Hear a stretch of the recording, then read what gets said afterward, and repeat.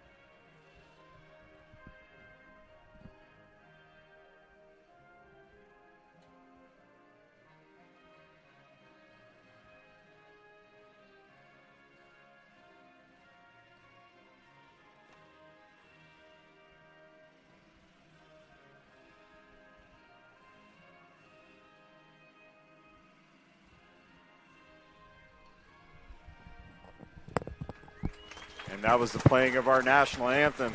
So I'm going to go against what both Brad and Aaron have said a little bit. And Brad, both you guys know how I feel about the heavier weights and all that stuff. I'll go back to the Josiah Hill days, Brad. We were on the call. I early on said we got to give this kid. He's my player of the match, goes on and is the state champion that year as well. So one we got to look at on the girls' side. And Mr. Weary doesn't want to show the bias, but I totally will, being the assistant principal at Golden Valley High School. You got to pay attention to 189's Naomi Roby, who's currently ranked number 1 in the state of California. She has done some serious damage this year, finished 4th in the state last year. As a school, both Aaron and I were able to watch her go and do her thing, and we're so proud that she brought honor to school, placing 4th in the state last year in the state championship. She's going to look to make a deep run and hopefully bring home a championship at Golden Valley. Aaron, you've been around Top Dog Wrestling. That's the feeder program that goes into Golden Valley. You've been around Naomi long enough. What are your thoughts about Naomi Roby? I mean, the first time ever I think we've seen our school have someone ranked number 1 in the state at a certain time. Yeah, what an incredible honor and what an incredible young lady. I remember her sitting in my engineering class freshman year, and I was telling her about wrestling, and her eyes lit up, and now we are where we are. And she's like I said, incredible young lady, great in the classroom, great on the mat, and to be ranked at that number 1 spot, she's something to be reckoned with. She does not play around when she gets out there. She flips that switch, and she is ready to go. And she's a lot of fun to watch. So I really look forward to her postseason and where she goes from here. Had a lot of girls kind of ducking her throughout the season, not showing up or moving up a weight, down a weight, trying to figure out how the hell to get away from her. But it's been awesome to see her, and I really look forward to seeing what she's going to do here tonight. Yeah, one of the first times I've ever seen a league champion be crowned league champion without wrestling in the league championship tourney. So, Julian, my main man, we're going to start on the first mat over here, on the Centennial mat over here, if you can look over. And we are actually going to look at the matchup between, it's 101s. We have Monet Cordero of Highland and Kayla Delphin of Garces. And I want to get the inside scoop of who owned who in the wrestling room. Was it Brad Hull or Mo Delphin? And I think it's Mo Delphin was the one that handled that come on, no, I'm bigger than him. But no, Mo is just good old. Yeah, Mo is definitely tough. That's probably a premier match right there. That could be the final match, really, right there, between Monet and then Delphin. She just came out, just signed up, just got up and rolled over there at Garces not too long ago. She's wrestling in the season. She's been wrestling all her life. She does a lot of freestyle wrestling, really. So she's making that transition over from freestyle to collegiate style. I think this is probably the premier match right here in the girls' weight class. Not to mention you got Del Oro, which is a brand new school. It's nice to see their first competitor out here. Del Oro High School wrestling against Esquivel. So we got 1:25 left in this first match. We're just getting a gauge what's going on here. In this SYC, there are rankings. So right now, Monet Cordero of Highlands ranked number 1 in this class. Kayla Delphin ranked number 4 at Garces. In the middle match, and we're not going to flip over there right now, but we have Maria Mejia, who's number 2 at Del Oro, going against Celia Esquivel of Tehachapi in the other matchup. And as Coach Weary talked about, stacked at 101s. Everyone's a state ranked in the state, so curious to see how these matches turn out. Yeah, what a great opportunity here for Del Oro. As somebody who started a program at a school, that's hard to get a program started from nothing. And to watch Miss Mejia here get after from Del Oro, she's having a great season, and I really appreciate that she's kind of carrying that school on her back a bit and really building it up and being the person that kind of goes out there and shows what their school's capable of. It's awesome to see. So we got about 20 seconds left in this Cordero-Delphin matchup at 101s, and about 1:20 left to go in this Mejia-Esquivel matchup between Tehachapi and Del Oro. Both 0-0 right now, kind of getting their feelers out. Yeah, I think both of them are just a little hesitant to shoot. They both recognize how talented the other one is, and just kind of filling out process. So we'll see what happens in the second and third. So on the first match, we can go to the middle mat now. Wilson. We do see Esquivel get a 2-point takedown early on. She takes that early 2-point lead right here. She was working on that single for quite a while there. Finally got it. Got that 2-point lead right away here. And on the first match, and we're not quite there yet, we're going to stay in on this Del Oro Tehachapi matchup. But on that first mat, Delphin and Cordero have started back up. They started in the neutral position. Looking for some near fall here on the middle mat, mat 2. And here we go. We met criteria. Getting swipes here for the count.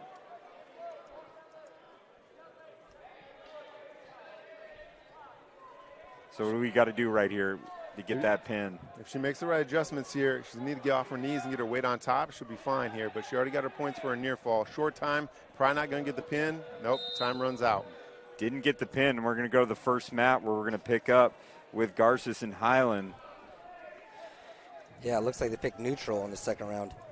And Brad, as you well know, this when you have two wrestlers that are this closely paired, you're going to have a low-scoring event for most times, but also you have this time where you're feeling each other out. They've already seen each other throughout the year, and it's one of those things where, hey, I'm going to set up my normal shot, but it might not be there just because of the high level that we're at. Exactly. It's like afraid to make a mistake, you know what I mean? And we're talking about girls wrestling, the fastest-growing sport across the nation. We're seeing a lot of girls participate in wrestling. Still in its infancy, though, we would all look at. There's still a lot of schools that are adopting, picking it up, and all that stuff, too, as well. So you say in a lot of these tournaments, as you talked about, Aaron, and you guys can correct me if I'm wrong, but almost all the tournaments, they're all going to the same tournaments. They're all participating. A little bit different than the boys, a little less tournaments and all that stuff, but it's rapidly growing really quickly. Yeah, we're at a point now where, I mean, there is definitely a girls' tournament somewhere in the state every weekend. You know, where boys we've had, you know, for many years has been multiple, and we're getting to that point too. But the best girls are trying to, you know, get their placing early on. And we have a takedown. That was nice. On that one, very nice takedown there. So you can see Delphin was really trying to dig those underhooks. It looks like a lot of her offense is from those underhooks. She went there, and then Monet just kind of powered through it and hit her with a nice double. It'll be interesting to see if she picks bottom probably the next round. Yeah, and as you mentioned, with her not doing a ton of high school wrestling yet, but doing a lot of freestyle, that adds to that and it puts you in those situations because that's what she's comfortable with. That's the voice of Aaron Weary and Brad Hull. We're going to stay on mat number 1 as we go into the third period where Monet Cordero just had a 2-point takedown. And we're going to see, it looks like they're going to start in that neutral position right now. And what are we doing in this? So, Aaron Weary, your Monet Cordero, Brad Hull, your Kayla Delphin. What are we doing right here? Yeah, I mean, if each one of them you're looking for a takedown because one takedown is not going to decide this match unless it's by Monet.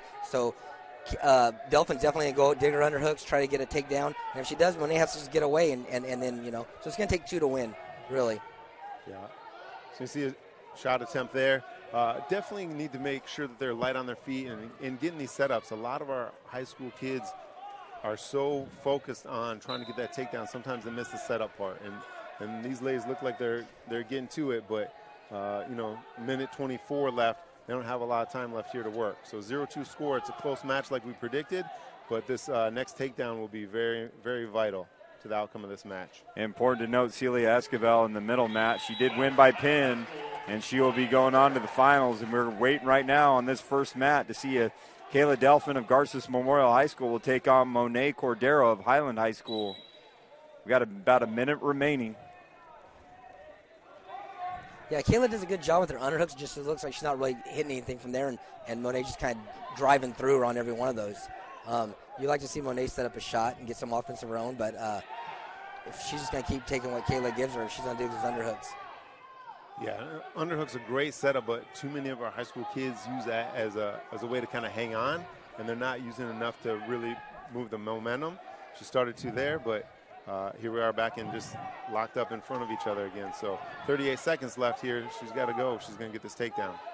That is the voice of Aaron Weary, offering great insight. Brad Hull as well, offering really good insight about what these wrestlers are going in the waning seconds of this third and decisive match right here. That's it. Takedown. 2 points awarded to Monet Cordero. She extends her lead 4-0. She's probably going to punch her ticket right there to the finals, meeting up with Esquivel in the finals. Yep.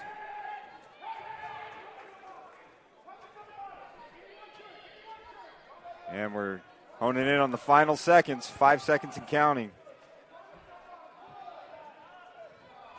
And with that, Monet Cordero of Highland High School, who's the number 1 seed, will be taking on Celia Esquivel up to Ashby, who's the number 3 seed. And we'll see them later on tonight in the finals of this 101. As Aaron Weary talked about earlier, it is a loaded 101 class, and so it should be exciting. And I'm sure we'll see them at state in a few weeks right over there at Mechanics Bank Arena where the CIF California Wrestling Tournament is held. I want to thank Stan Green, the Office of School Support Services, and his entire staff.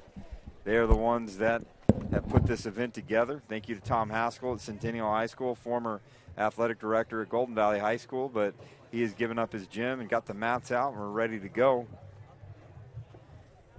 We'll have some guests with us tonight. Yeah, we got from Bakersfield College wrestling program, Marky Acosta. He's been part of the BC program for a while, and Coach Austin here is coming over, checking out some of the wrestling. And what I think is great about BC is they just started that women's program. As we tie into this women's program, what a great way for this feeder kind of feed into, our BC junior college over there. And we'll get him on here in a minute and let Kyle hammer away on him, get some information about his team and what he's doing this year. And I just ask questions. Yeah. All I do. But they actually wrapped up their season. When's their season? They're early in the year, right? So they finished up. So. And as you well know, Brad, and the biggest thing right now is we've always been at a disadvantage in wrestling because of Title IX. Yes. So anytime that a college has to cut a program, instead of cutting both men and women programs, they can go to wrestling, cut one program, make up the money or whatever, and just be done with it. Now with women's wrestling coming in, it makes that a lot harder to do, and that's also a great thing for wrestling because we have so many college athletes that are at that caliber, whether it be D1, 2, 3 or any of the JUCOs or whatever the case may be. We've got a great amount of wrestlers out there, and we need to keep our programs alive. We've seen so many get cut in the years, And so, even in the state of California, you can look at we've had a lot of great programs get cut, and some come back, some haven't. But this is a great opportunity for the women. Again, as you mentioned, Kyle, this is the largest growing sport in America. And the fact that these women are getting out here and getting it done has a huge impact on our sport. So it's a great thing to see. And that's exactly what it is, opportunity. Like you said, now these girls know they can take it to the next level. There's that opportunity to go out there and wrestle, even if if you said, we're at whether you go out of state somewhere, you wrestle in state, but now you can wrestle in your own backyard here in Bakersfield. So great opportunity. Let me get Coach Austin here, and you guys can let him watch a couple matches with you guys. Absolutely. That's great.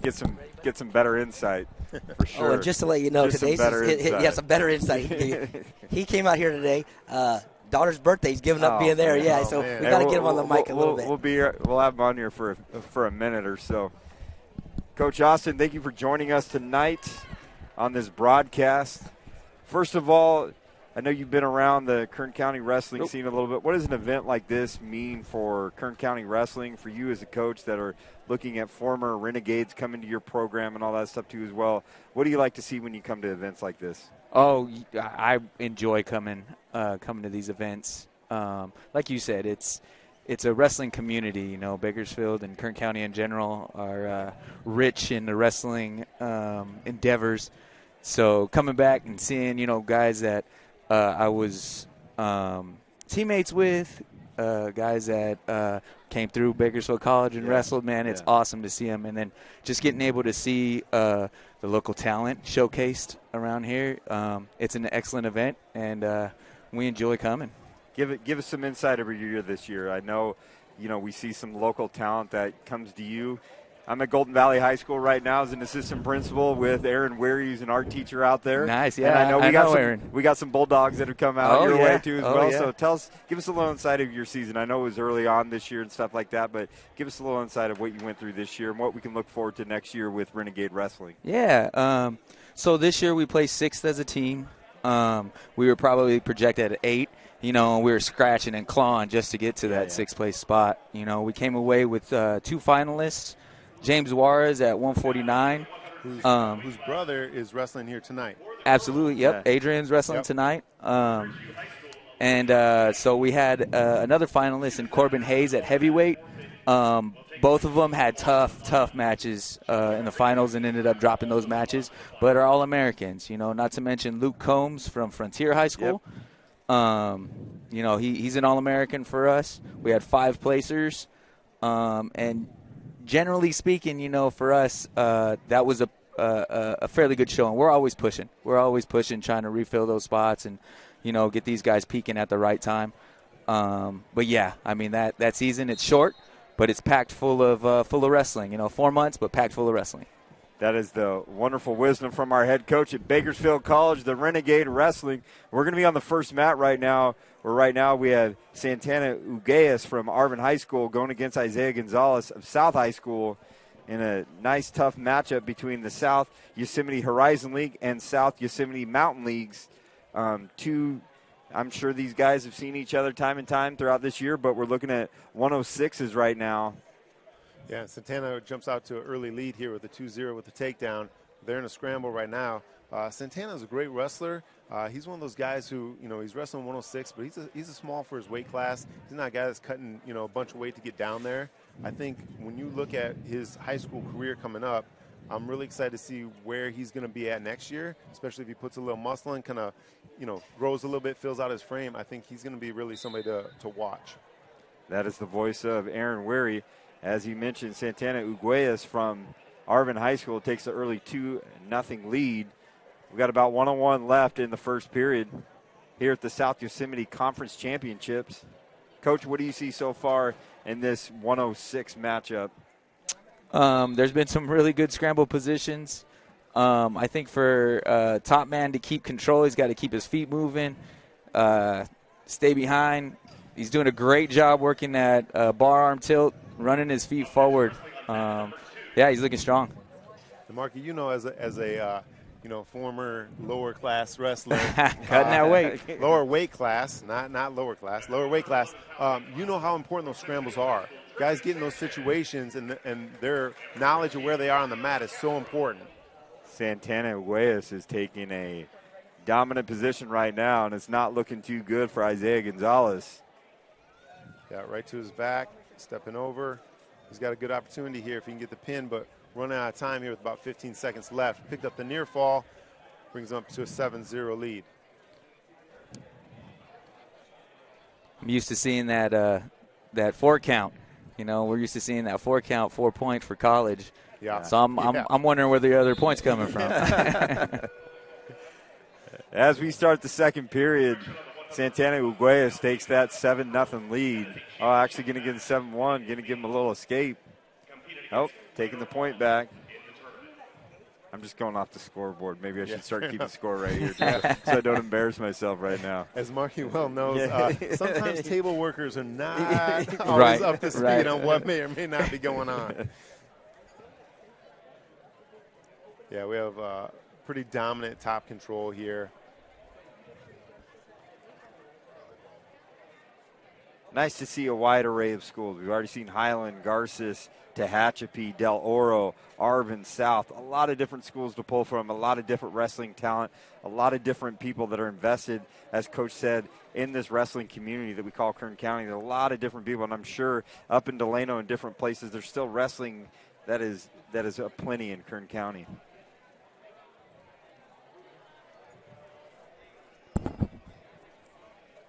Yeah, it's been awesome trying to recruit. I get to, that's kind of the perk of my job is I get to get in all those other rooms, You ever scrap it up with him there, Coach? Man, I still try. I still try. Okay. The knees and the back aren't as youthful as they used to be. Still got some tricks up my sleeve, man. Yeah, welcome to being a wrestling coach. Shoulders, necks, and knees back are gone, but right. But what they're going to do before they do. So I just heard one of two things. Coach. You basically said you're super duper old and you can't hang with these young guys anymore. That's what you heard. That's what you heard. Okay. I've seen Marky on the mat. That second part's not accurate. 15-1 lead right here is Santana Ugueas, dominating this match. Here, 106s on the first mat here at Centennial High School in the South Yosemite Conference Championships.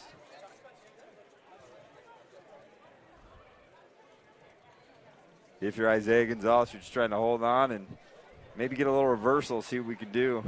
Yeah, he's really struggled getting out of that bottom position, but we'll see what happens here in this last part of the second period. I think that's kind of a telltale sign right there. Although I'm going to eat my words, he kind of bunched up underneath instead of keeping his hands in front, and he got drove off the mat. He needs to keep that head up and maybe get to a knee slide and clear those hands a little bit. Yeah, the hand control is so important getting off bottom. You want to be able to clear those so you're not getting controlled. It's the first step here, but he does step up. Unfortunately, he's always looking for those tilts from top. We're always looking for the cradles from top. He's been doing a great job with the tilts, but you see him looking for that cradle too. So. And at the end of the second period, Santana Uguayas is all over Isaiah Gonzalez, 15-1. He tying that bar arm up. That's kind of been the story of the match right now. This is the Kern High Network live stream of the South Yosemite Conference Championships. We're at 106s right now. Santana Uguayas taking a commanding 15-1 lead over Isaiah Gonzalez.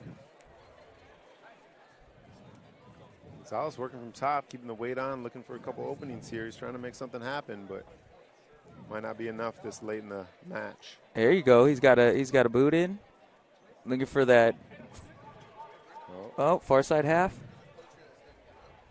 Yeah, if he sinks his hips a little deeper, he'd be doing a little better, yeah. Right here, yeah. Mark, positioning is so important from that top spot. Yeah, as soon as he adjusted, got those hips down, he's starting to work now. Man, top might be his spot. Uh-huh. Oh. You got Coach Emmanuel Vasquez, who long time, I'm saying that now, but he's been in there a long time in that head coaching position. Only 5 head coaches in the history of South Iowa Wrestling. Joe C., Coach Fitzenreiter, Coach Walker, Coach Henderson, and Coach Sanchez. You like that right there? I know them all there. It's my South Iowa roots right there. I got that right there. I'll bring the history books out. Yeah, Manny was a teammate of mine at Dickinson State University. A little bit of, traveling to his apartment, thrashing his apartment, and then going home. And it's going to end in a pin where Santana Uguayas is able to dominate this match and get some points in there. And he is going to go to the finals. Is going to be Santana Uguayas of Arvin High School going against Levi Mazie. Hopefully I'm saying that right. Getting that last name right there, Frontier, who was placed at number 1 for this SYC Championships. So, Coach, how are we looking going into next year? Who are we replacing? Are we bringing some more in? What do you need? What are some of the needs at BC we have? And I'm just saying this because we're going to have some kids that are going to watch this, rewatch this, and say, hey, I'm at that weight class. I'm going to go try and get out there. So what are some needs that you're looking at? What are some different weight classes and stuff? Yeah, absolutely. So we're trying to get that roster as deep as we possibly can. Yeah. Junior college is a 2-year turnover. So, 2 years, and we're moving on. We have an 85% push rate to a 4-year school. Right now, we're definitely looking for a heavyweight. Corbin Hayes, who was a state finalist we talked about earlier. He's from Lompoc High School. He's moving on, taking his recruiting trips and those kind of things, we're losing a 165 spot from Grayson Hayes. They're brothers, so the brother combo always tends to come to be, which is awesome. Yeah. So we have a couple of areas we need to fill. We're fairly young, so we have some talent we can work with, but we definitely want to, get that roster, up to par. As deep as you possibly can. Yeah, absolutely. So anyone watching this in the Kern County wrestling community, we're looking for depth. Renegade Wrestling. Encourage you to give Coach a call and give him an email and drop by the wrestling room every now and again, too, and just kind of have those conversations. It starts with, putting that effort forward, going there. You said Lompoc correctly. A lot of people call it Lompoc. They were a rival. I went to Rigetti High School and went against Lompoc. Yeah. So, yeah.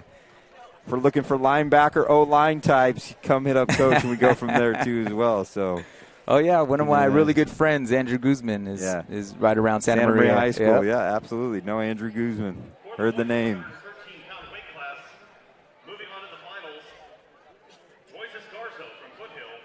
So we've had, as Coach Weary mentioned, there are a few teams. And this is the one thing, it's just kind of that dynamic is every team's kind of unique. You got to look at your personnel, how they're feeling health-wise and all that stuff. So there are a few teams that opted out of this. Just keep their wrestlers fresh for the postseason as it's coming right around the corner.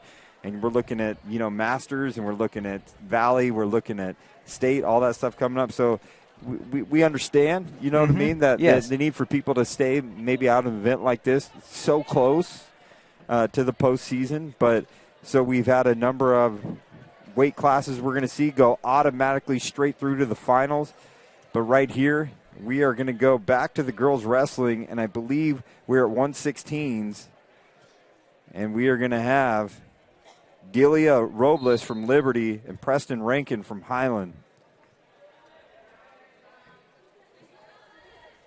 And then on mat 1, looks like we have Daniel Parra from South and Alexander Marquez from Foothill. We're going to have to dance back around a little bit right there. That Marquez name that's out there that you talked about, your current wrestler that's on your squad right now. So we'll start this first period will be with the girls, and then the second period we're going to go to the guys and maybe come back to the girls, see where these end up going on right now. But in both mats right now we have 0-0 going on, about 10-second differential between the girls and the boys.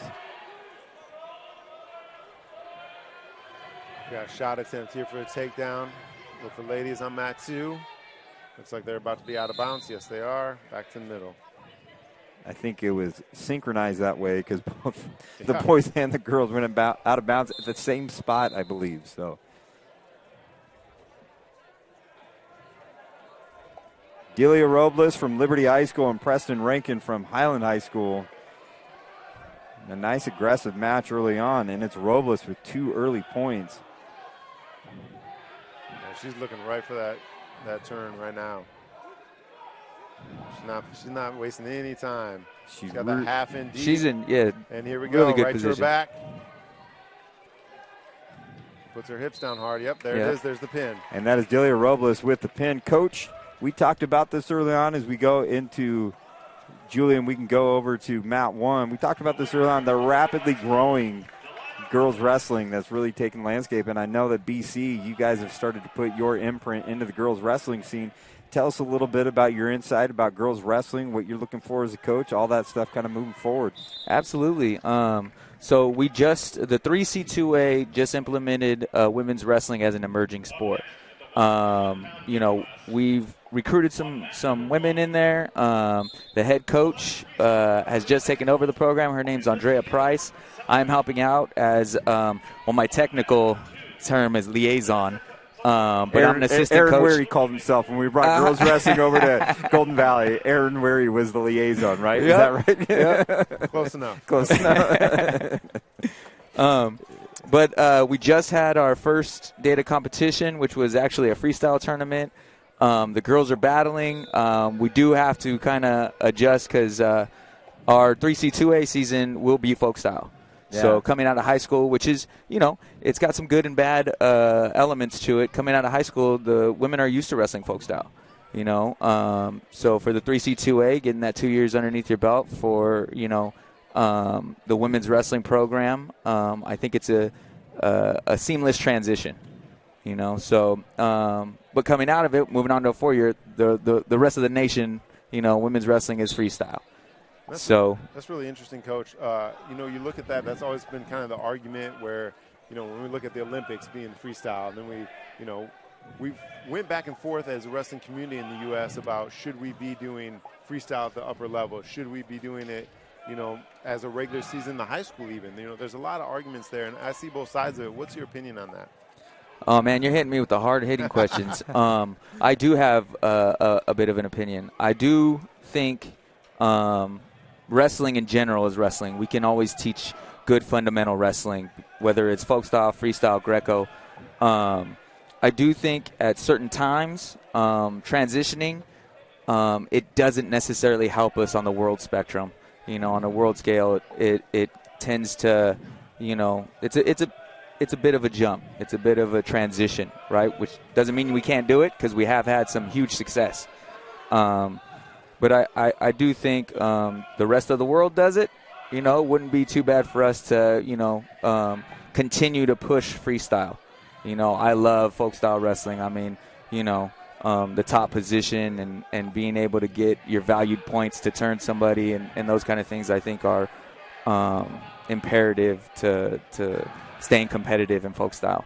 So, yeah, it's a push-pull position. I advocate for freestyle, though. I do think with the outlook of trying to stay, in the sport with some longevity. we probably need to do some more, hard pushes towards the freestyle season. Kyle Wiley here. I'm with two of the biggest wrestling nerds I've ever been around, and I really appreciate their insight. They offer a lot of stuff that goes on here. We're on mat 1 right now where Daniel Parra has taken a 4-3 lead over Alexander Marquez. A lot of different moving parts going on here. There was an escape right here. It's very tightly contested. Wrestlers look very, very similar. Thoughts on this early thoughts on this Marquez-Parra matchup on mat 1? Yeah, like I mentioned earlier, a lot of these matches are going to be close just because of the level that we have here. Most of these kids have seen each other throughout the season, so they're going to be a little more cautious, especially with the postseason around the corner. Some of these matches are going to determine some seeding later on. So this is a valuable match right here, 3-4, close 1 point going into the third. You got 2 minutes. If you're that 1 point behind, you got to get going. 4-3. Daniel Parra taking that lead over Alexander Marquez.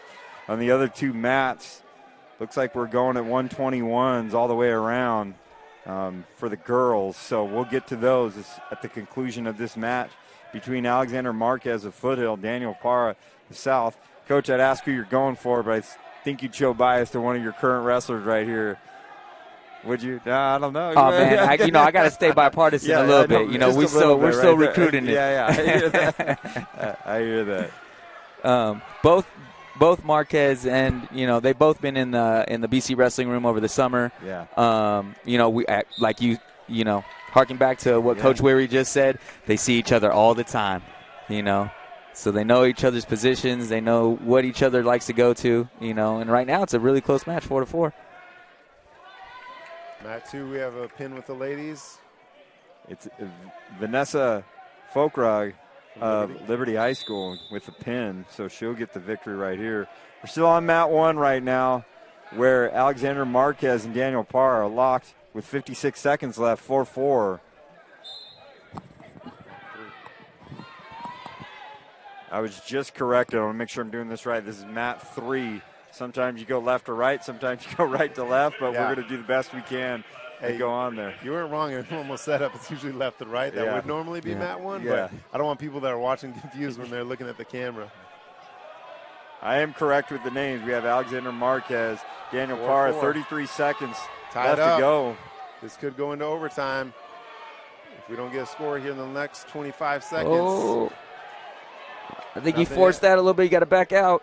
Yep. You got to get moving those feet. Get off those knees and get your feet moving. 15 seconds to go. And this is an exciting one. Face-to-face here, 10 seconds. Again, one wrestler on knee. Got to get up and get after it. I think they both look. Yep, little content to go into OT. Yep, that's exactly what I was going to say. You took the words out of my mouth, Coach. They are ready to go.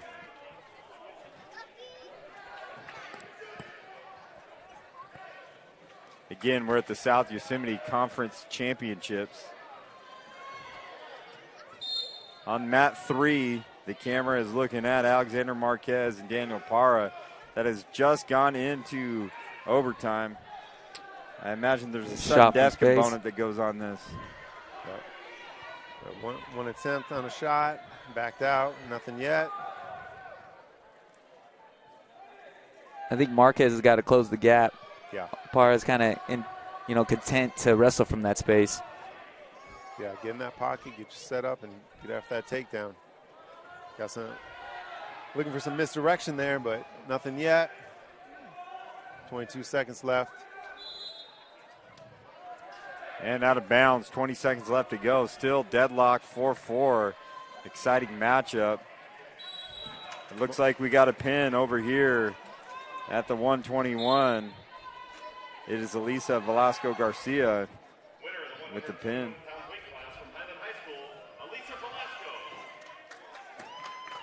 Win for Highland. We are still with the boys, 120. Daniel Parra, Alexander Vasquez. If I'm Andon Beldo, Centennial, you're enjoying this because you're sitting watching these guys get tired right now, and you're going to be fresh as can be. Yeah. They're going after it here. I bet Andon say, hey, keep going. Go to quadruple overtime if you can't. I would say I think most of these wrestlers here are seasoned up, most of them had had multiple matches, throughout the season in one day, so. Yeah, if you're here and you've already been at that point where you're placing at tournaments, overtime is what you should be ready for at all times. This is not new to these guys. They should be in shape and ready. This postseason is right around the corner, and if they're not in shape at this level, you're going to be in trouble. Yeah, one too many candy canes over Christmas break is what that tells you right here. Marquez is going to start at the bottom position, try to get that escape point early on. Parr is going to try and hold on, make sure he doesn't escape. Oh, hook shot. Little reversal. There you go. Got the point. Doesn't look like it's sudden death. So that is Marquez with the escape. As we get on 10 seconds right now, it's got to be a move from Parra. Yeah, I would like to see a little more aggression on his part getting after that point, but that's it. Like that, got to be depleting for Daniel Parra, who wrestled a good match. I think it's double overtime. Yeah, going double overtime. We got another 30 seconds. Another 30 seconds. I'm jumping the gun right here. I apologize to the family of Daniel Parra. It won't happen again. Yeah. Andon Beldo is still enjoying this moment right here because another overtime that goes in there. And they're going to get it down. It looks like they're going to go 30 seconds on these overtimes. Coach Weary hit the nail on the head. These guys have seen each other over and over and over again. It's going to be a really close match, and basically comes down to who has the bigger heart and who wants to get it done. Yeah, a lot of times on these matches, it's who doesn't make mistakes, and who sometimes is more aggressive. These guys have been wrestling on the edge of the mat all night, and, the guys that are really pushing and trying to get those scores at the end, you're looking, is that guy stalling? That's what we're looking for. Parr is going to start on the bottom, try to get that one-point escape, try to even this back up. And Marquez is looking just to hold on. Yeah, he's staying on him white on rice here. He's got 9 seconds here to hang on. Oh, yeah, he's not going nowhere. Keep that position. Hangs on that leg. Where's the count? Hanging on that leg. And it appears the Foothill crowd right to the left of us because they got a big celebration right here. But, clap really up for Daniel match. Parra. He really hung on and battled all the way through. Got to be disappointed going into overtime. But Alexander Marquez is going to come out on top. If we can go to mat number 2 as we circle back to 126, it looks like it's Camila Martinez of Del Oro going against Anita Flores of East High. Again, good for Del Oro as they're coming on. And, Coach, I know you're looking at another high school, some more talent coming your way. Awesome. Hey, keep building it up. Because we churn out about 2,600 at each school in the Kern High School district. So that's more opportunities to get more wrestlers coming your way.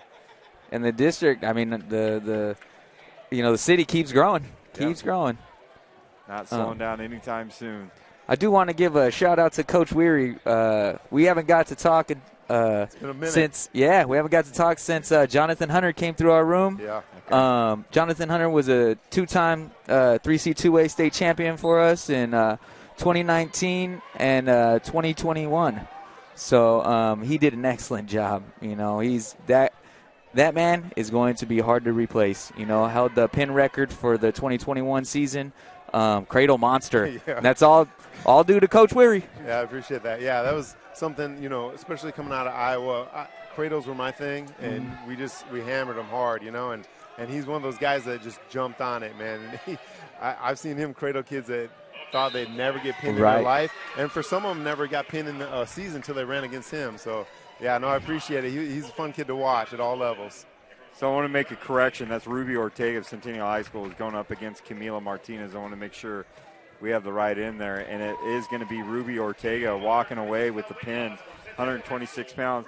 I'm going to limit the comments on Coach Weary because I don't want his head to get too big on here, too, as well. I got to work with him every single day. So. Yeah. But I like that. I like the nicknames. Cradle Monster is definitely a good one that comes in there. So moving right along at the SYC South Yosemite Championships. Coach, if you get Brad Hull, I'm going to put 3 wrestlers on the mic right now. I think they're sick of listening to a guy like me. So we're going to put Brad on the mic. I'm going to take a little break, and then we're going to rotate back and forth. We got Justin Roberts from Stockdale that is here. First time. Brad, I'm going to have you come over here. Coach, I'm going to give this to you right here. Brad Hull, Aaron Weary, and Coach at BC is going to take over. Coach Austin right there. Did he drop some wisdom on you guys there? Did he give Bro. you some? There you go. Huh? Yeah, all the gold nuggets coming from Coach. Really? Yeah. Good. No, what a great opportunity for us to get in here and talk about wrestling. As any wrestling fan out there or coach or former coach knows, this sport is so important, and once you fall in love with it, man, you know, Brad, we could sit here and talk for hours about wrestling.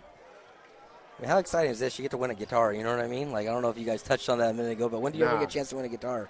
I don't even play the guitar, but I'd love to have one, you know? Well, and you know, these big tournaments where they're always looking, hey, we got this medal, we got this trophy, we got, you know, we got a belt, you know, and, of course, you know, the cowboy hat. That's one of the biggest headbands, ones. But, yeah, you know, this you know, and shout out to Stan Green for, you know, kind of coming up with this at the beginning and putting it all together and making it work, because it's a big deal. And those are things, you know, you tell your kids about, you know, when they start wrestling. Exactly, yeah. No one can touch the guitar in the house, you know what I mean? Yeah. You win it, no one can touch it. Don't touch that guitar. We're not playing it, bro. You it's just for looking, look at it. You can take a picture with it, but that's about it. Go buy the $300 case on Amazon and go hang it up, you know? Yeah. So. Yeah, they didn't have the guitars and the belts back in our day. I know. We got ribbons back in my day. Come on. I got a participation ribbon. Come on. Yeah, actually, I think you placed in a couple tournaments, and it was just a good job. Yeah, exactly. Every time I wrestled, 2 people got their hand raised, me and the other guy, you know? All right, I'm at 3 here in the for the guys in the 220 bracket. Yeah, it looks like you got East High School right there. You got East High School, and you got in Stockdale. Stockdale, yep. So got Bradley Taylor from Stockdale, Joshua Joven from East. Yeah, I think Taylor out to an early lead with a 3-0 lead here. So they're just flying through this first round. Yeah, I don't know how many matches there was, maybe 4 or 5.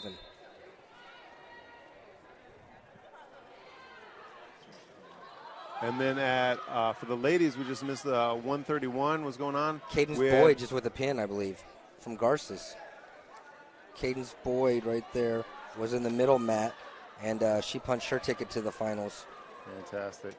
Yeah, she ended up beating Roxy Guerra of Highland, so she's going to meet up with Sands of Golden Valley in the finals. Yeah, that'll be a good one. Cadence just continues to get better and better. You know, top wrestling, on her feet. She's very fun to watch. Yeah, she plays second at Napa, which is a huge girls tournament. For those that don't know, that's a big deal. And 7th at Queen of the Hill, also another big tournament. Looks like the bell's going to save this guy right here in the first round. It's going to be the end of the first period. So 5-0 going into the second on mat 3.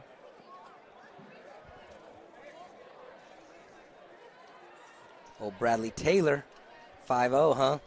He's a beast. I don't know. I just made it up, but still. He's winning 5-0. I don't know. Oh, my goodness. Brad's the guy in the C meeting. Hey, my kid's tough as nails, bro. He's tough as nails. Yeah. He's going to win this thing.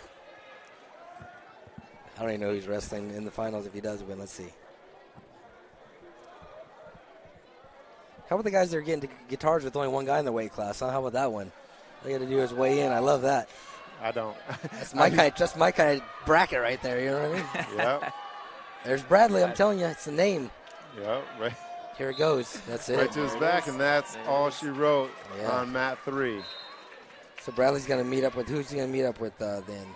That's going to be Nathan Hernandez of Miramonte in the finals. There you go. And that was probably they have one more heavyweight match, right? Winner from Stockdale High School, Bradley Taylor. Get to watch North High School coming up.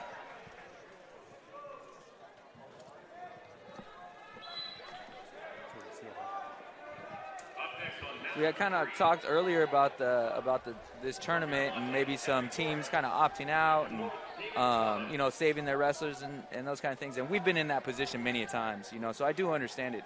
But I also feel like this is an excellent venue. It showcases and it highlights Kern County wrestling. So winning a guitar, I definitely think they're missing out. Yeah, I think, Coach, part of that too is maybe the match count so late in the year. You know what I mean? That's I think true too. I think that a lot of people that are real close, some of the match count, they're hitting that 40 rule. So I think, but now you see what kind of showcase this is, and as a coach, maybe you plan ahead and you save 2 or 3 matches, or 2 matches at least. And Yeah, Mat 2, we got a big win there for Foothill. Isabella Maldonado with the pin. it looks like we have Highland and East High on mat number 1 over there.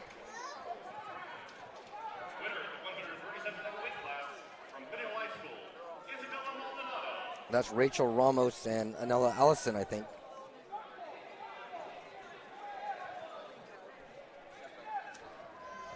Off to a 2-0 lead in the first period.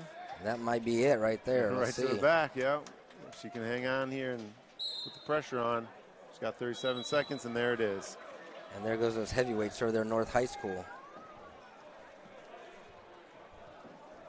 Yeah, so there's Mrs. Ramos punching her ticket to the finals. I think she's going to meet up with Isabella Maldonado at Foothill. So jumping over to mat 3, we got the big boys here. David Chavez from North. I believe it's Miramonte. It looks like it's Henry Torres.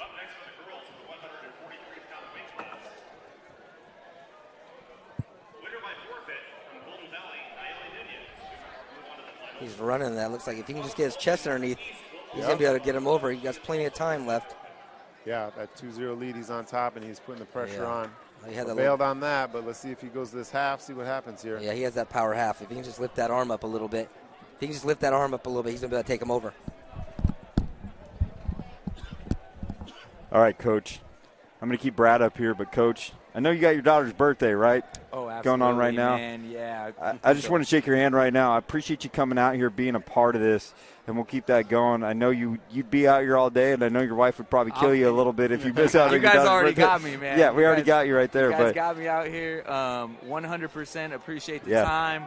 It's an excellent venue, and I'm probably in trouble right now. Hey, so Coach, 14 years old. She's 14 years old today. All right, Coach. Happy birthday. Hey, I really do appreciate you coming out here, giving your insight, talking about BC Renegade Wrestling. I'm a fan right now. Just don't beat me up in the wrestling room, okay? I'll get out there one time. We don't make any promises. Okay, sounds good. All right. That is the coach of our Renegade Wrestling. Man. Thank you for being here, Coach. Have a good rest of your day. Yeah, Coach Austin, that's a great thing, and I love that he's out here. And I feel like all of our, local coaches should be out here supporting. But he does a great job of getting out here, and he's real personable with all the kids. And I think that's why he gets a great opportunity to have, some of these kids in the room that, might not be at that D1 level yet, but it gives them an opportunity to kind of lead up to that. Or they might be in that D1 level and have some great situation. Whatever the case may be, he does a great job of getting those kids in there and getting them out there and wrestling. And, it's a good opportunity.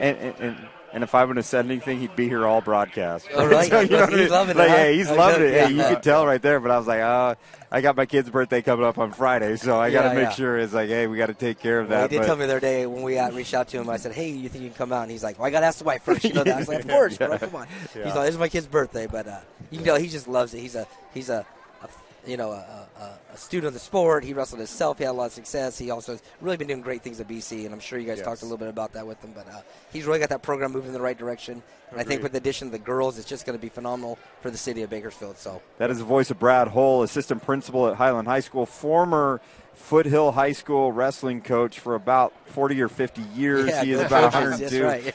And then we have Aaron Weary, yeah. probably the same decade that they went on there. The original OG head wrestling coach at Golden Valley High School. I say the same about Brad, but I don't want to be too mean with him as we go on there. We are going to go to mat 1, actually, and we are going to look at Bianca Gonzalez from West High School that is going up against Alessandra Alvarado from Highland, and this should be a good one. Bianca Gonzalez is the 4 seed. Alessandra is the 1 seed. Good to see. We're going to try and diversify these mats so we get a little bit of all the schools. We just saw in the heavyweights Henry Torres go down to David Chavez on the boys' side of things. All the boys' finals have been set. We're just going to focus on the girls on mat number 2, and we're not there right now. But on mat number 2, we do have Jocelyn Byers and April Cuevas, but we're staying on that mat number 1. We're at 0-0. I've seen Alessandra wrestle a number of times, being that she's at Highland. And she's so aggressive. She's going to go out there and attack. You're going to see her at a relentless pace of just keep on going and looking for the fall. Should be noted Jocelyn Byers of Centennial High School got early 2 points on mat 2, so I'll kind of pay attention to that, go back and forth a little bit. Julian's going to stay on mat number 1. I'm Kyle Wiley here with Aaron Weary and Brad Hull. It's a nice mat over there, huh? I haven't seen that one. That nice Centennial. A little change of colors there, huh? Decided to incorporate a little black and gold and red in there. It's a big mat, though. It's nice. Yeah, looks good. So we know for the finals, are they going to break down one of the mats and probably just run 2? I think they're going to go two mat style. When 2 they mat get style down. and break Yep. it down? That's good. Good chance to showcase all the wrestlers. Man, and the crowd's getting a little bigger, too. Coach Weary, go ahead. What were you saying? I was going to say that body lock she had on mat 1, man, I thought that was going to the mat, but luckily it backed out, and now we're back on our feet. 47 seconds looking for that first takedown of the match. Yeah, Bianca's doing a good job of fighting inside position and really fending off all of her attacks. She got that inside tie on the right side, and she's doing a good job. Good job of covering the head and getting her hips back. She just needs to get off her knees and try to circle here. While Coach Weir and Coach Hull look at mat 1, I'm looking at mat 2. And I know it's off camera, but Jocelyn Byers picks up 2 more points. She's up 4-1 against April Cuevas.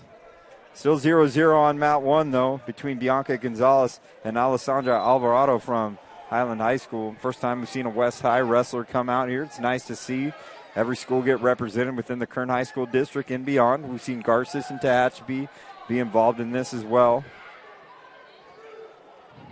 Yeah, and Bakersfield Christian started the program this year as well. I know they might not be represented here tonight, but this is the first year they came back in a number of years having a program, which is good.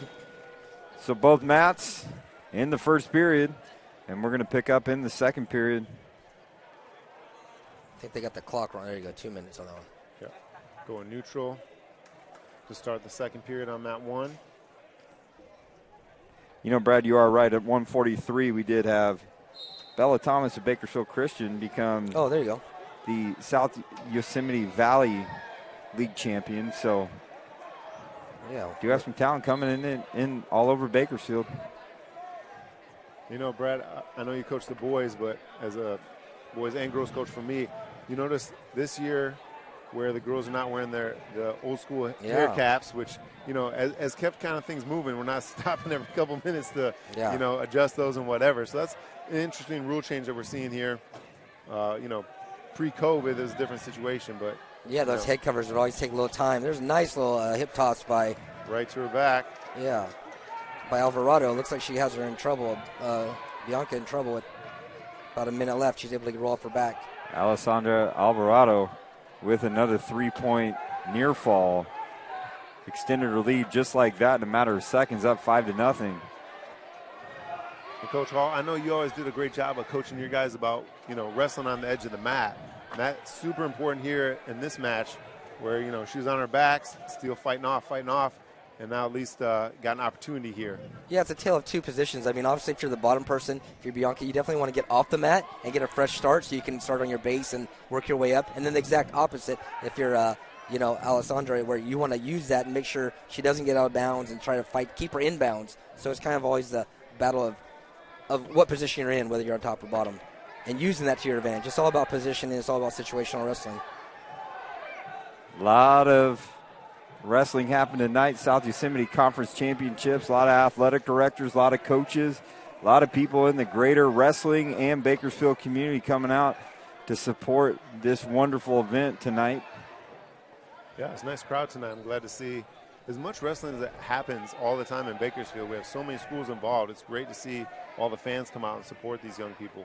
Yeah, shout out to Centennial for hosting it. You know, I don't know if this is the first time it's been at Centennial. I know in the past it was at North High School pre-COVID and stuff like that, but they got a beautiful gym here and able to get the mats down. And it is interesting what you said, Coach, that back in the day it seemed like there'd be so much time taken with the hair stuff. Remember it'd be like, man, but now that you mentioned it, I look around, there's no one really taking time out or adjusting anything. It's just wrestling as usual. Well, and we're old enough to, before you had to secure your laces. Yes. The old, I'm tired. I better undo my lace real quick. Yeah, that's old school trick, yeah. Just reach down, kind of pull on those laces out, let the ref know, Yeah. Or the whole magic, let me wipe for blood, look, show them even though there's nothing on my finger. I would agree with both of you guys. You're both old. So that's good right there. So Facts. Facts going on there. We're on mat number 1 where Alessandra Alvarado is taking a commanding 7-0 lead over Bianca Gonzalez, and Jocelyn Byers on mat 2 is a 4-1 lead over April Cuevas as they're going to head into the third period here shortly. Yeah, it could be over here. She was able to do a nice little power half and kind of roll her over, but Bianca did a good job just rolling through. So she did get near fall, but it's going to be a matter of if she can adjust and come back. And one thing to note with the ladies, too, is the way that they're – there's the pin. There it is. Alessandra Alvarado. Yeah, that happens all the time to me. I say one thing. Yeah, I was going to say – it's hard to get a pin, right? Yeah. It is. For the ladies, flexible. The way they are more flexible than the guys, it is hard to get a pin, but she got it done right there. Yeah. Alessandra Alvarado with the pin will be going to the finals, and she's waiting to see who she's going to go as. Is it April Cuevas of Foothill, who currently is in a 6-1 bind against Jocelyn Byers, as our main man, Julian Wilson, is on the camera tonight. Julian and I have been through a lot of games and a lot of filming together. Dear friend to look at. I'm just excited to be here tonight, that we could be right along. His legendary daughter at Stockdale, who is a world-class sprinter and hurdler. We'll talk about that a little later on, my main man, so we'll go from there. But excited to have him here with us. All Jocelyn Byers on mat 2 as we near a minute left in this third period. 160 pounds. Alessandra Alvarado, currently ranked number 1, showed it on her pin, is waiting to see who she's going to see in the finals for the guitar. Yeah, I think we're going to be able to see some drillers coming up here, too, in the next round. We have a couple of BHS girls coming up, facing off with Golden Valley, I think, in West High and Centennial. So 160, 170-pound matches should be coming up, and they're going to be exciting. To the listening audience, Mr. Weary and myself will try to be as neutral as possible when we're calling Golden Valley. Go for Golden Valley. There you go. We may throw out a little bias our way. We're proud of our kids. We love our campus and our community, so we're just excited to see some of our student athletes be a part of such a wonderful event.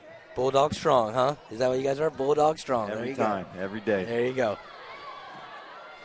And it appears that Jocelyn Byers, she's nearing 10 seconds to finish this third period in the 160-pound or 150 pounds.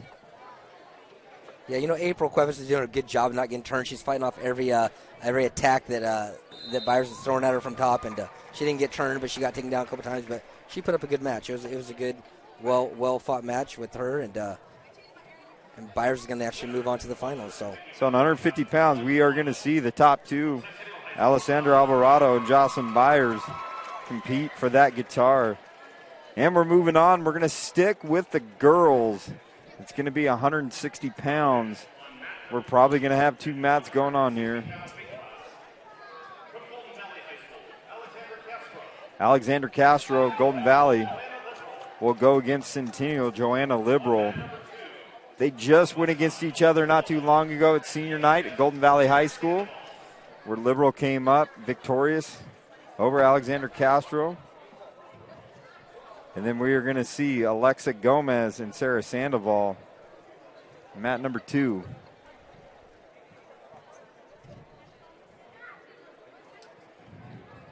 Brad Hull, Aaron Weary, Kyle Wiley on the mic tonight.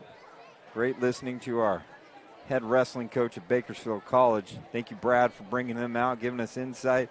And I would encourage any wrestler in Kern County that's watching this broadcast, want to know more about that, please reach out to Bakersfield College and show your inquiry. They're growing, guys and girls. That's so great to hear that girls wrestling is really starting to get going at Bakersfield College, especially for a lot of girls may hesitant to go out of town to go to college and all that stuff. There's an opportunity here in town post-high school to go wrestle. Yeah, something I wanted to ask Coach, and I don't know if he touched on it with you guys or not, but I know the boys' wrestling season's in the fall, Yeah. So for us true wrestling fans, we get to watch them wrestling during football season, but that's our season as well there. But when are the girls going? I like going? how you call it football season. Sorry. I love football too, but still wrestling first. But so during wrestling, did he talk about that? Did he say when the girls are going to be going or no? Are they the same time, I wonder, as the boys going in the collegiate level? Or? He did say it was offset, but I don't remember Oh, exactly what dates they're looking at. Okay. I wonder if they're going to come in the winter or they're going to go to the spring, I wonder. So on mat 2, we have Alexa Gomez going against Sarah Sandoval. And that has already gotten started. Alexander Castro, Golden Valley, and Joanna Liberal of Centennial are getting ready to go on mat 1. But right now it looks like it's all Alexa Gomez taking it to Sarah Sandoval. She was quick on that takedown, and she already went to that power half where she's really trying to shove that head down, and then as soon as an arm comes up, you start digging in there and trying to work that power half. She needs to get off to the side. Yep. As She's running scripted, those there she feet. goes. Yep, gets to the side and gets that pressure on. Running those feet. Biggest thing, she needs to take that wrist out, you know what I mean? Because Sarah can just keep on posting with her right arm. She's going to try to bar that up if she can. Bar that up, get her body out to the side, and then run it. Sarah Sandoval's doing a good job of getting to her feet, though. Over on mat 1, you got Joanna Liberal with a 2-point takedown. Sorry, Coach Weary, cutting you off on there. So, we're looking at, we're getting distracted right now, kind of all over the place. And there goes Gomez, and that's it. And just like we said, power half. No, just what you said exactly, Kyle, is that she got that takedown, looking for the pin right away. Off to an early 2-0 lead. You got Liberal doing the same thing on mat 1. Take down to a power half. She's going to try to get her under her shoulder right there, keep circling the head, and she has plenty of time. That's the thing. Joanna Liberal currently taking the lead 4-0 over Alexander Castro. Mat 2, we just saw Alexa Gomez take it to Sarah Sandoval on a pin, get the victory. So she's going to wait the winner of this match right now to see who's going to be playing for that illustrious guitar. The finals, we're going to do the best we can to get as many, kind of go back and forth. Guy, girl, we'll do the best we can to get back and forth the matchups and all that. We want to key on some critical ones, some state placers that we can be able to see. So bear with us here. We'll do the best we can with the one camera that we have so we can go from there. 30 seconds left to go in this first period. Does a good job of Alexandra getting to her feet. She really did a good job getting to her feet. Liberal brought her back down, but she just needs to keep working back up to her feet and fighting those hands. She's building up to her base, and then she just needs to get one foot up, and she'll be good. Her biggest thing is going to run to the clock with only 20 seconds. Yeah, she was able to get up quick, but like you said, just a matter of the hand control. Yeah, she's so almost feet out. moving, she could get out. Yep. But back to her stomach. Yeah, that's going to eat up the clock. And we're closing in on 5 seconds. Can Liberal close it out? Such a difference if you don't have to go another period. And she will pick up the near fall, but not the pin. Gets the 7 points. And for Castro. Don't go down, Castro. Hey, can she battle back off this? But here's the thing. Liberal's got to go a whole nother matchup. And Alexa Gomez is like, hey, this is we talked about that conditioning. We talked about that. But every second matters when you're looking at that. That's why I probably would have went top, because you don't know if this is going the next round. And now you knew you didn't want to go down, but you gave them by deferring the opportunity to go top. Yeah. So you're still back in the same spot you didn't want to be. But, I mean, she's doing a good job getting to her feet. But, here we go. Roll it through. Another roll it through. There you go. No control there. But exciting to watch and a good opportunity. She knows it's there now, so this is going to be an opportunity. We'll see what she does here on the whistle, but if she goes to that same situation, she could come out on top. Flip the script on her. Yeah, there you go. Rolled right through. Control the aggression right there. Joanna Liberal's got to be. She can't go too crazy where she loses sight of it. She just got to maintain that control and that possession as she maintains that 7-0 lead. Liberal's doing a good job of breaking her down flat. She does a good job. She knows that she doesn't need to worry about the turn. Break her down flat, and then from flat, then you can work with the turn. Yeah, she's doing a good job. Along with that, controlling the hips, which is a huge thing of it. And here it goes on the other side. She's going to try to dig that underhook on the right-hand side and see what she can do.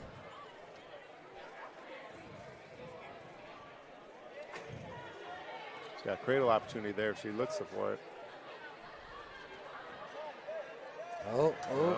Big step over. Took her over, yeah. Getting the near fall and looking for the pin. There it is. And they give the pin to Joanna Liberal of Centennial High School. We'll be taking on Alexa Gomez in 160 pounds for the battle for that guitar.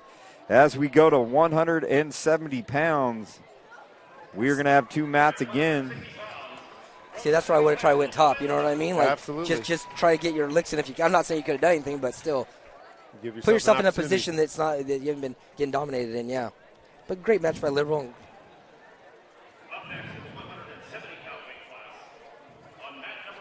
Coach Camino, Coach Bruno doing a great job with the girls wrestling program. Work hard day in and day out, trying to continue that brand. Some of the early work that Aaron Weary did way back in the day, getting things going.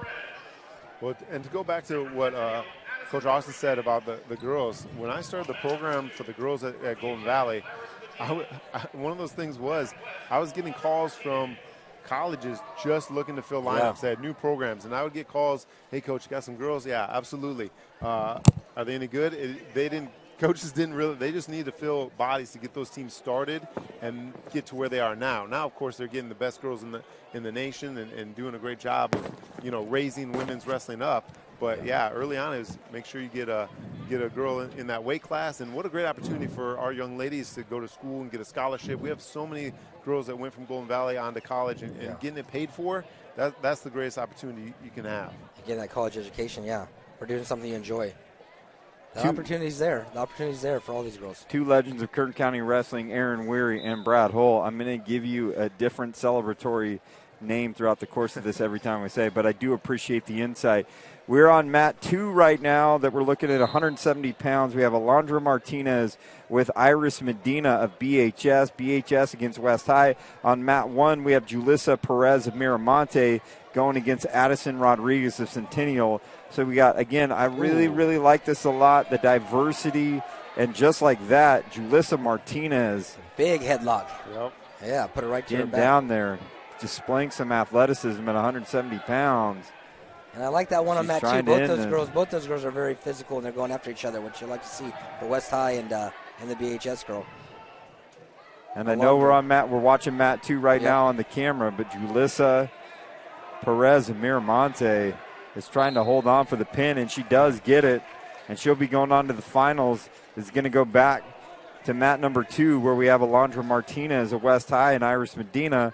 One of those two will be taking on Julissa Perez, who I would say looked very impressive tonight right off the bat, showing some aggression. I'll say watch out for the headlock in the finals. You know what I mean? She came right out there and she tossed that thing. So if I'm either BHS or West High, if I'm doing any scouting, I'd be like, watch that headlock. 2 points awarded to Alondra Martinez.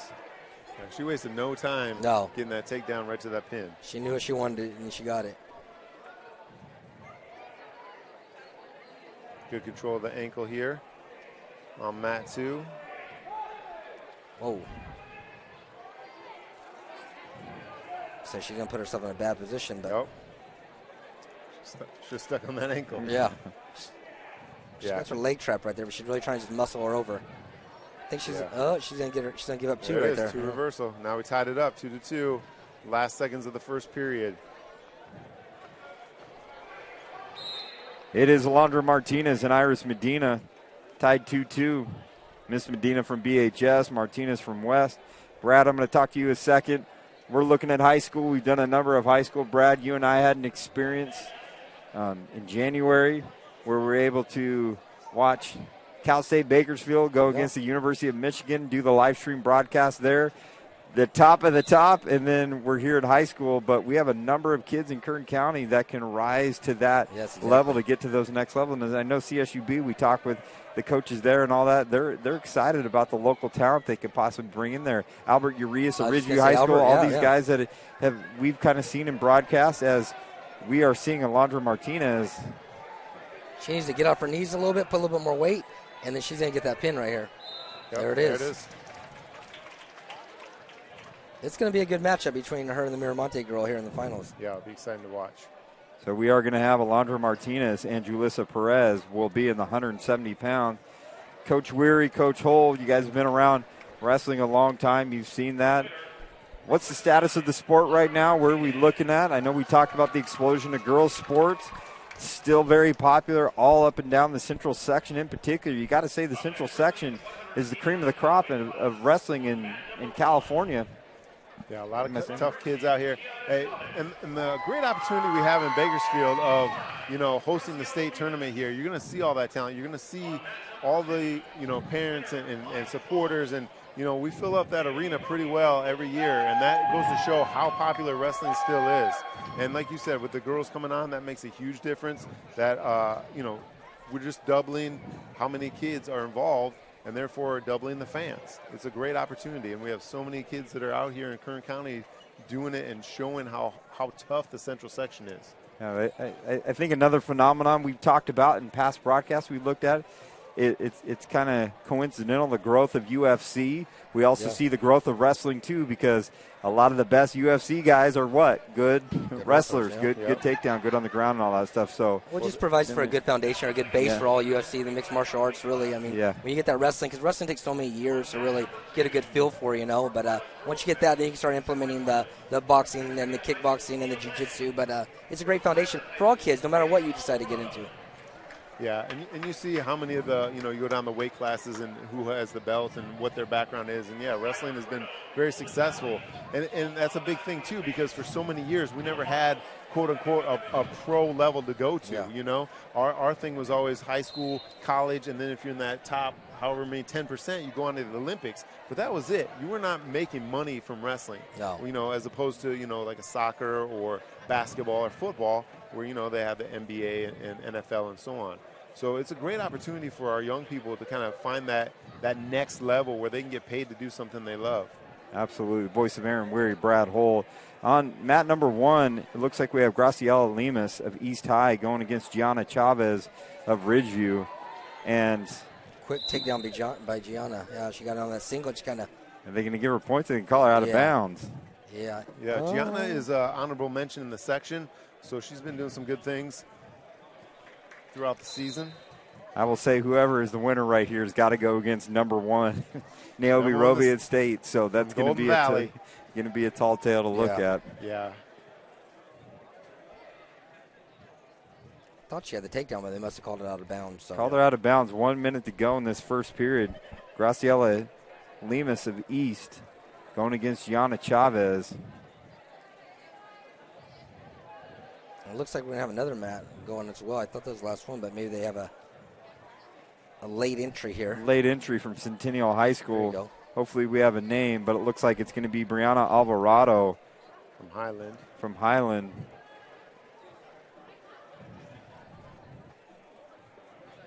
Per usual at a wrestling tournament, after weigh-in, some things do change. Yeah. Looks like Gianna's going to get this takedown right here. There's 2. Some things change, like Coach Weary and Coach Hull are going to do. Get it out on the mat for the.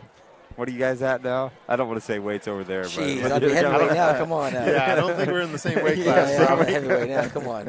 I'm wrestling for a guitar pick nowadays. Not a guitar. Here we go. Yeah. We just get a pack of strings, guitar strings. That's it. Here goes that power half. Gianna Chavez has Lemus Lemus in a tough. Really sinking that head down as we're nearing the end of this first period. And like that. If I'm Gianna, I'm going top. Be Gianna Chavez up 2-0 going into the second period.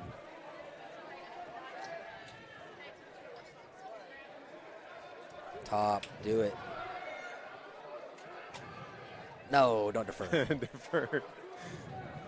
And the girl goes down anyway. That kills me. So, I can't help myself. Because here comes the power half. I guarantee it. You watch. Problem solved here, yeah. Oh, she's going to let her come to her feet? Ooh, wow, okay. Maybe she needs a little workout. On her feet Yeah, before she gets a little match over here. Yeah. Oh, no, that's 220s, right? Yeah. We do have Brianna Alvarado, who just got 2 points and appears to get a pin from a young gal from Centennial High School that I think was a late entry. Yeah. Looks like we're 189s on mat number 1. That is Graciela Lemus of East High and Gianna Chavez of Ridgeview. So Brianna Alvarado will be taking on Skylar Bruno of Golden Valley High School, who's had a good season so far. And it is all Gianna Chavez on mat number 1, up 4-1.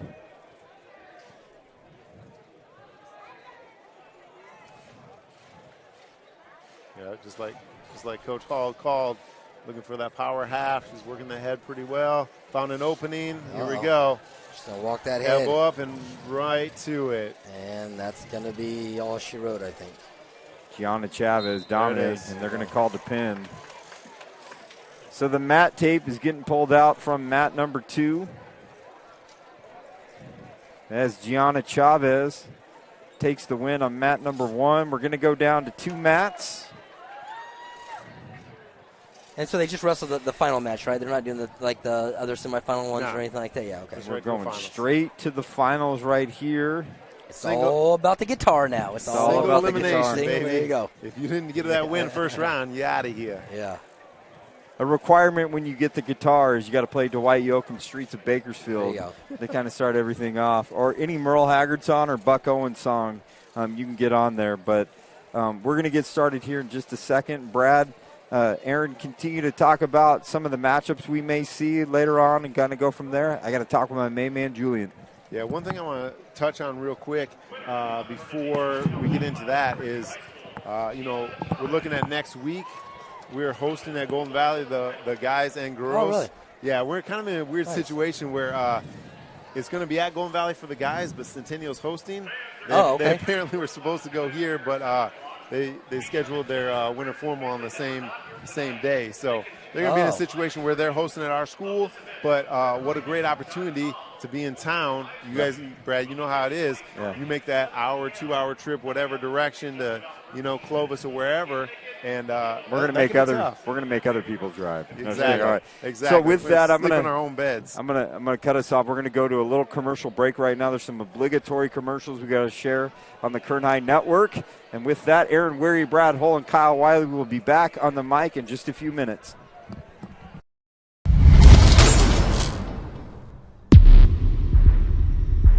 We all come from different backgrounds and practice different traditions, but we belong to one humanity. At Valley Strong Credit Union, we care deeply about the communities where we live and serve. That's why over the past 80 years, we've donated and invested millions of dollars into various partnerships, nonprofits, and businesses in Kern County. And as we continue to grow, we remain rooted here in our community. Valley Strong. Grow your possibilities.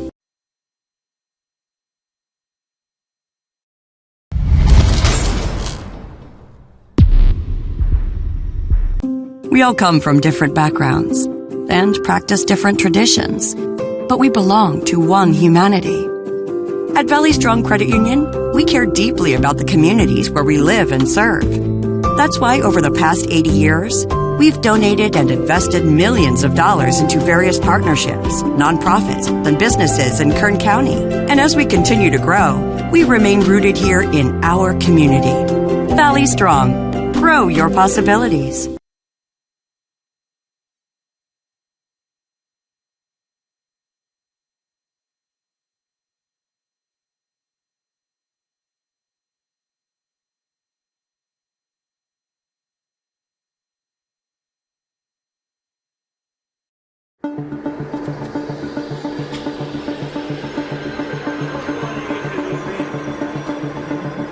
It's wicked cool. It's our new aviation class. It gives kids a chance to break into the industry. There's a lot of careers in aviation. This class is a lot more than just flying planes.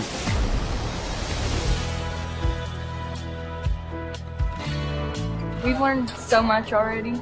We've learned how to take off. We've learned instrument flight rules. It's something everyone can do, I think.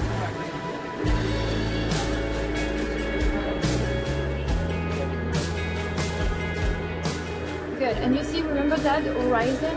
Try to keep it parallel to your cockpit. After the 2-year program, they're going to be able to take the knowledge test for their private pilot exam. I am a pilot. I've been in Bakersfield for 10 years. I worked as an instructor for 6 years and then became a corporate pilot. And I'm a teacher here. We have amazing equipment. Even flight schools don't have that much equipment. You put a class like this somewhere at North High, and it's really preparing kids to succeed because it gives them a whole new set of opportunities they never knew that they had the chance to pursue. I'm proud to say that I'm from North High School and that we have administration that's willing to put the money into offering really, really neat programs like this and preparing kids to succeed.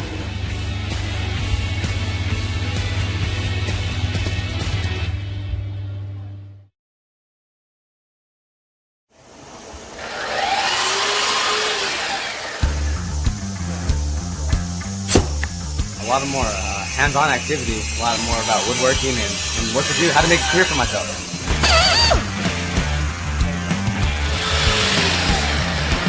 It's not only for guys. I am actually learning how to make cupboards and put everything together, like doors, cabinets. It's really fun, actually. Yeah, well, it's really amazing to see their growth over the course of a year and how they can come in with no real skill at all and leave being able to actually produce furniture and cabinetry. Houses need cabinets, businesses. Having a pool of resources or kids that have some knowledge in the industry would be real good. Pull down on that. Let's slide these up. Watch fingers. It's changed a lot. What I'm seeing here is what it's going towards. The CNC equipment, computers. I could actually build cabinets out of this shop. It's state of the art. It really is.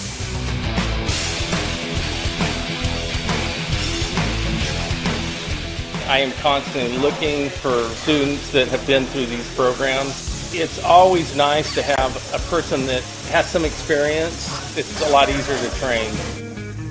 I think we're fortunate in Bakersfield that the Kern High School District has invested in a program like this. I would encourage other businesses to partner up with the Kern High School District like I've done here, because this really shows you what can be done if business comes together with the Kern High School District.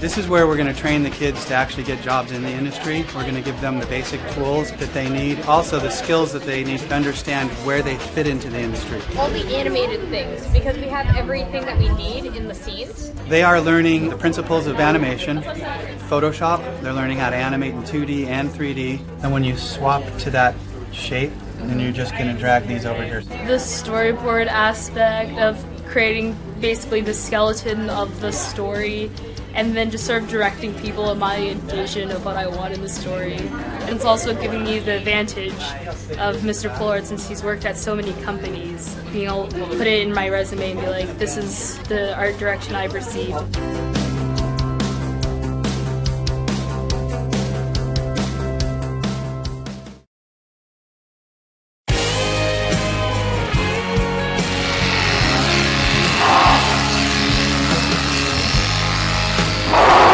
I was shearing my lamb for fair. I have 2 lambs. Taking care of animals is you feed them twice a day, make sure they have water, walk them, make sure they're ready for fair. Vet science is the first year before you can actually go into animal science, and it's a lot of like hands-on with the different animals, and you get to learn different things such as giving shots, castrating, all that fun stuff. For me, wanting to be a vet when I'm older, it prepares me. All the stuff that I'm learning in ag is definitely going to help me. I'm in ag communications. Anything that you see on the Facebook page is what we do, and pictures, and we do all the posters that are around campus, anything that just promotes ag. Our students are all part of the FFA organization, and through that we have a chapter officer team. We do monthly chapter meetings because we're trying to get them involved outside of class, so they can find something that they're interested in, and they need something that's going to hook them so that they're ready for life after high school.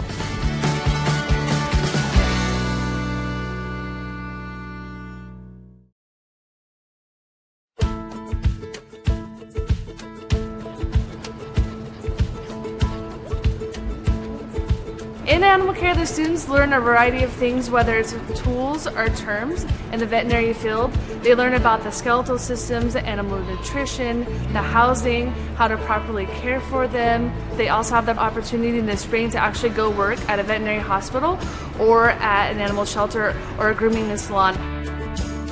Animal restraint, weight and temperature, pulse, respiration, all of that I learned here. They take a state certified test, and if they pass, they become a certified vet assistant right out of high school. It's a always hands-on, and so I think that's what really helps us, is that we're not just getting it from a textbook, we're actually doing these things, and we're actually practicing these things that we'll be doing in our future careers.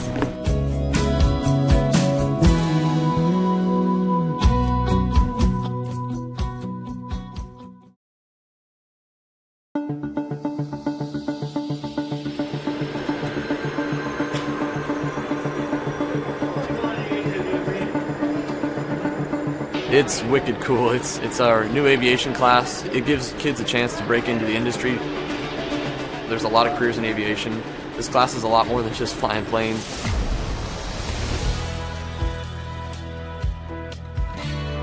We've learned so much already. We've learned how to take off. We've learned instrument flight rules. It's something everyone can do, I think.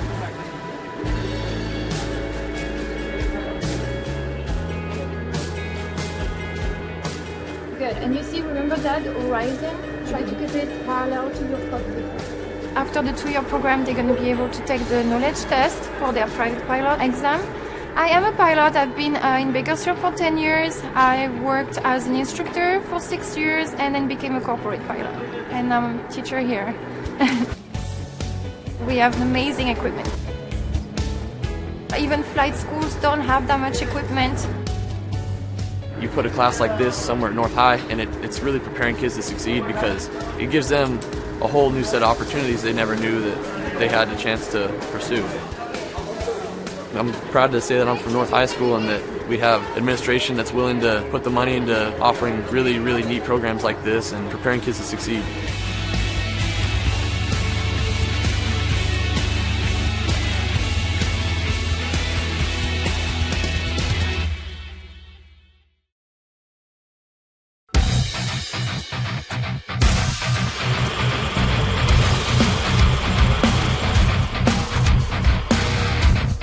We're in manufacturing engineering.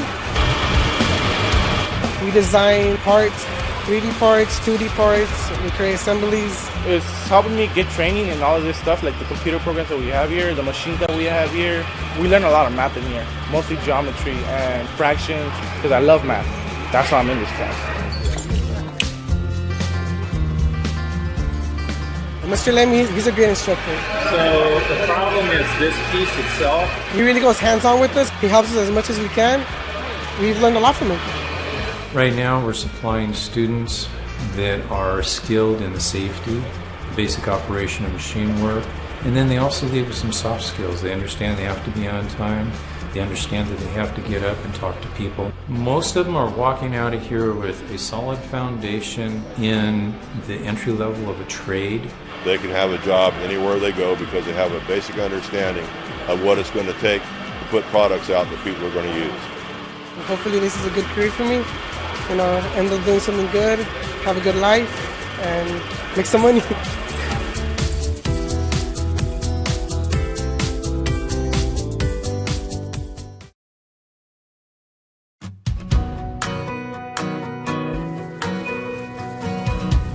Well, we're learning a lot, and especially with just the basic knowledge of what you would need for an entry-level job. All the basic skills to be a medical assistant in a doctor's office or a clinic. You're leaning on it, and that'll make a difference. And then they also do on-the-job training, and they work in doctor's offices or clinics throughout Kern County. The kids are job ready, and many of them are employed before the end of the school year. They're promised a job, as well as they continue their education. We have many registered nurses out there and even physicians. I'm thinking I want to be an anesthesiologist. So a lot of school, but it'll be worth it in the end.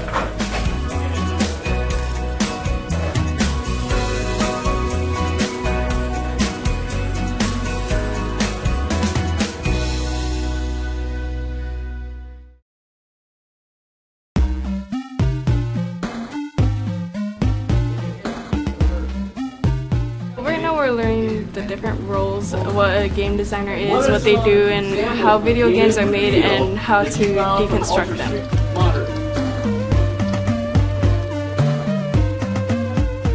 We're also going to be teaching the hard skills, which includes learning the Unreal Engine. What the Unreal Engine is it's a game development tool that students will be able to use to make their very own video games. And this is something that actually industry professionals use every day to make some of the top-selling games.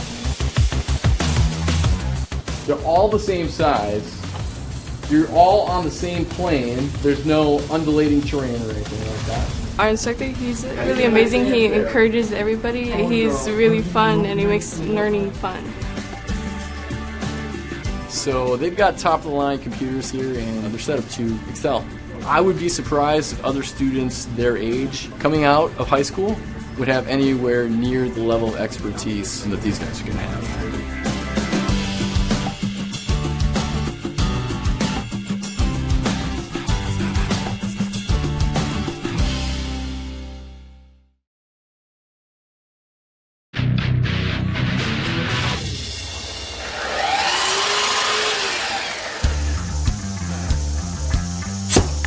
A lot of more hands-on activity, a lot more about woodworking and what to do, how to make a career for myself.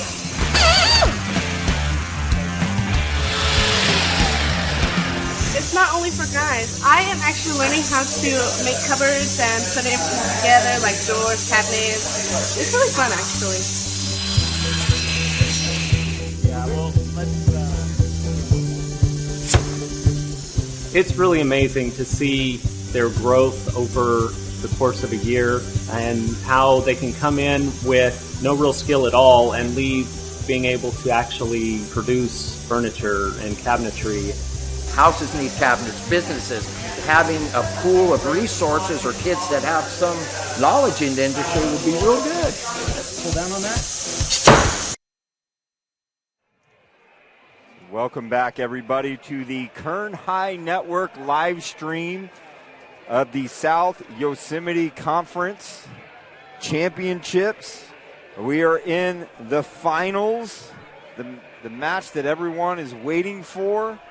The winner of this match at every weight class will get the coveted guitar, a great tradition that the Kern High School District has started within the past few years, looking to continue to pick up steam, continue to get the best wrestlers, getting them a unique thing like that. Kind of like the Doc B we talked about, that cowboy hat that everyone wants. I was talking to Kerry Mills on the way over here, long-time South High wrestling and football coach over there too as well. Kerry Mills also was in the state championship when he was a senior. Do you guys know who he lost to? Coach Daryl Pope. Oh, yeah. Daryl Pope beat him in the state championship. Go on there. Kerry Mills finished second. Kerry Mills made sure to mention we were talking about interesting awards that he gave. He does have a cowboy hat from the Doc B from his day, class of 1982. I'd like to bring that up too. We have the intros that are coming out here. Starting with the girls. Celia Esquivel and Monet Cordero will be in the finals.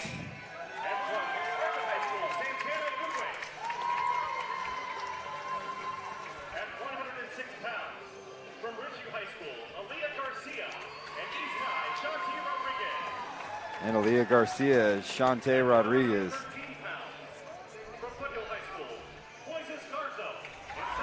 Kind of going back and forth between the guys and the girls. So at 113 pounds for the boys, Moises Garzaro and Joseph Gonzalez from South High.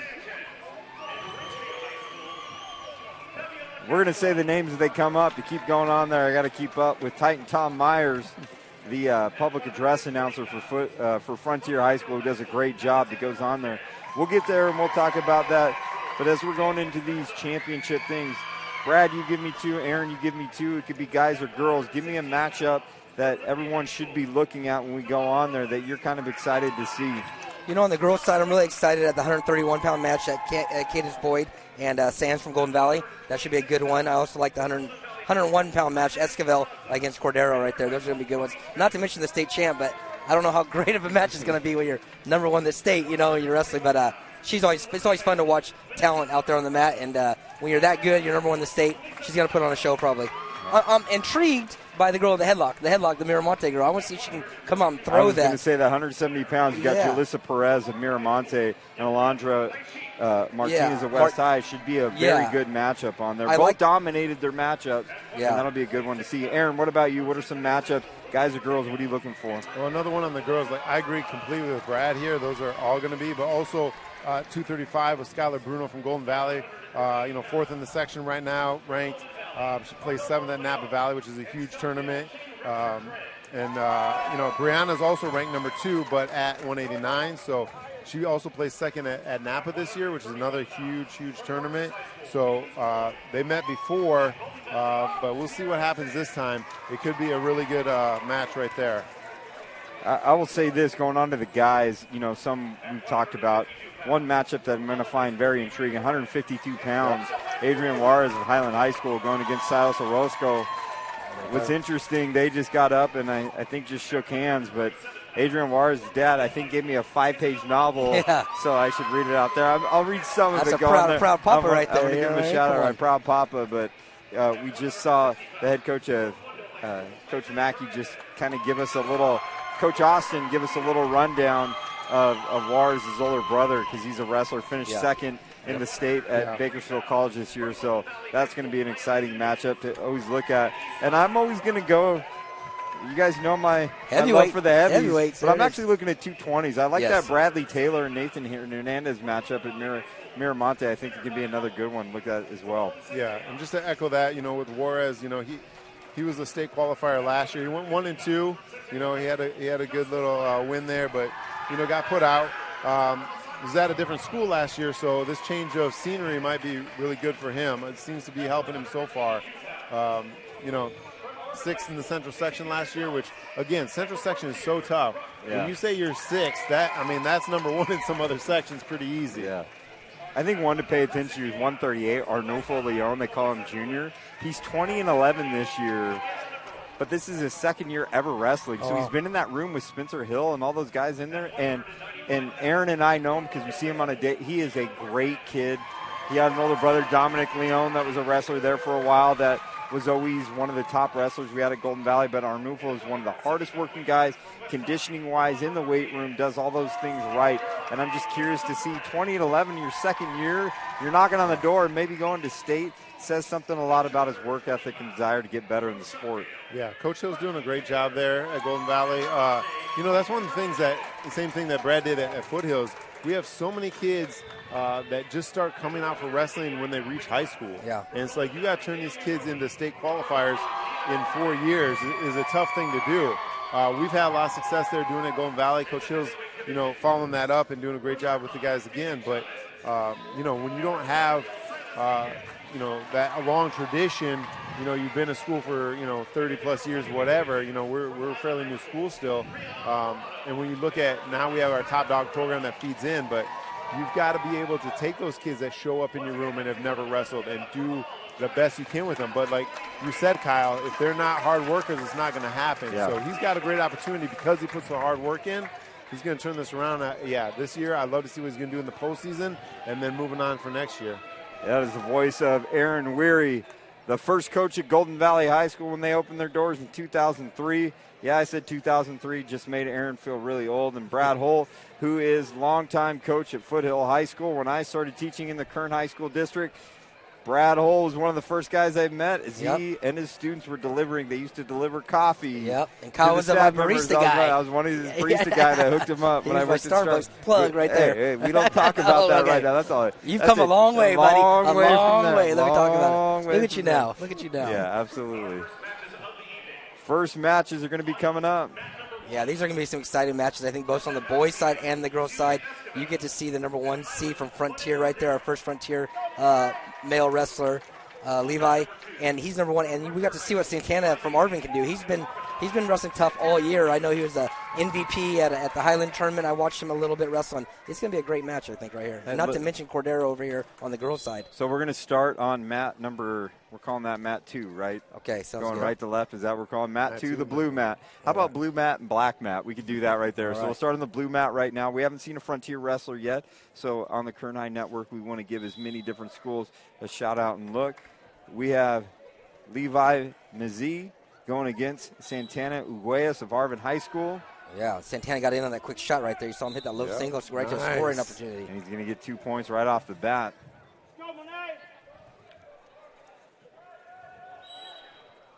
On the black mat, we do have Monet Cordero going against Celia Escobar of Tehachapi, Cordero being from Highland High School. Oh, right to the back. Monet looks like and just like that, Monet Cordero, 2 points, and she's looking to close this out against Celia Escobar to get her guitar.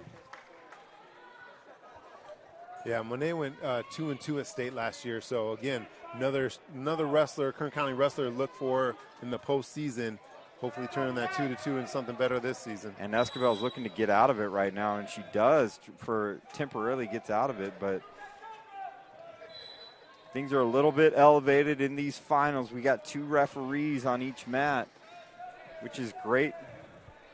Make sure we're not missing anything.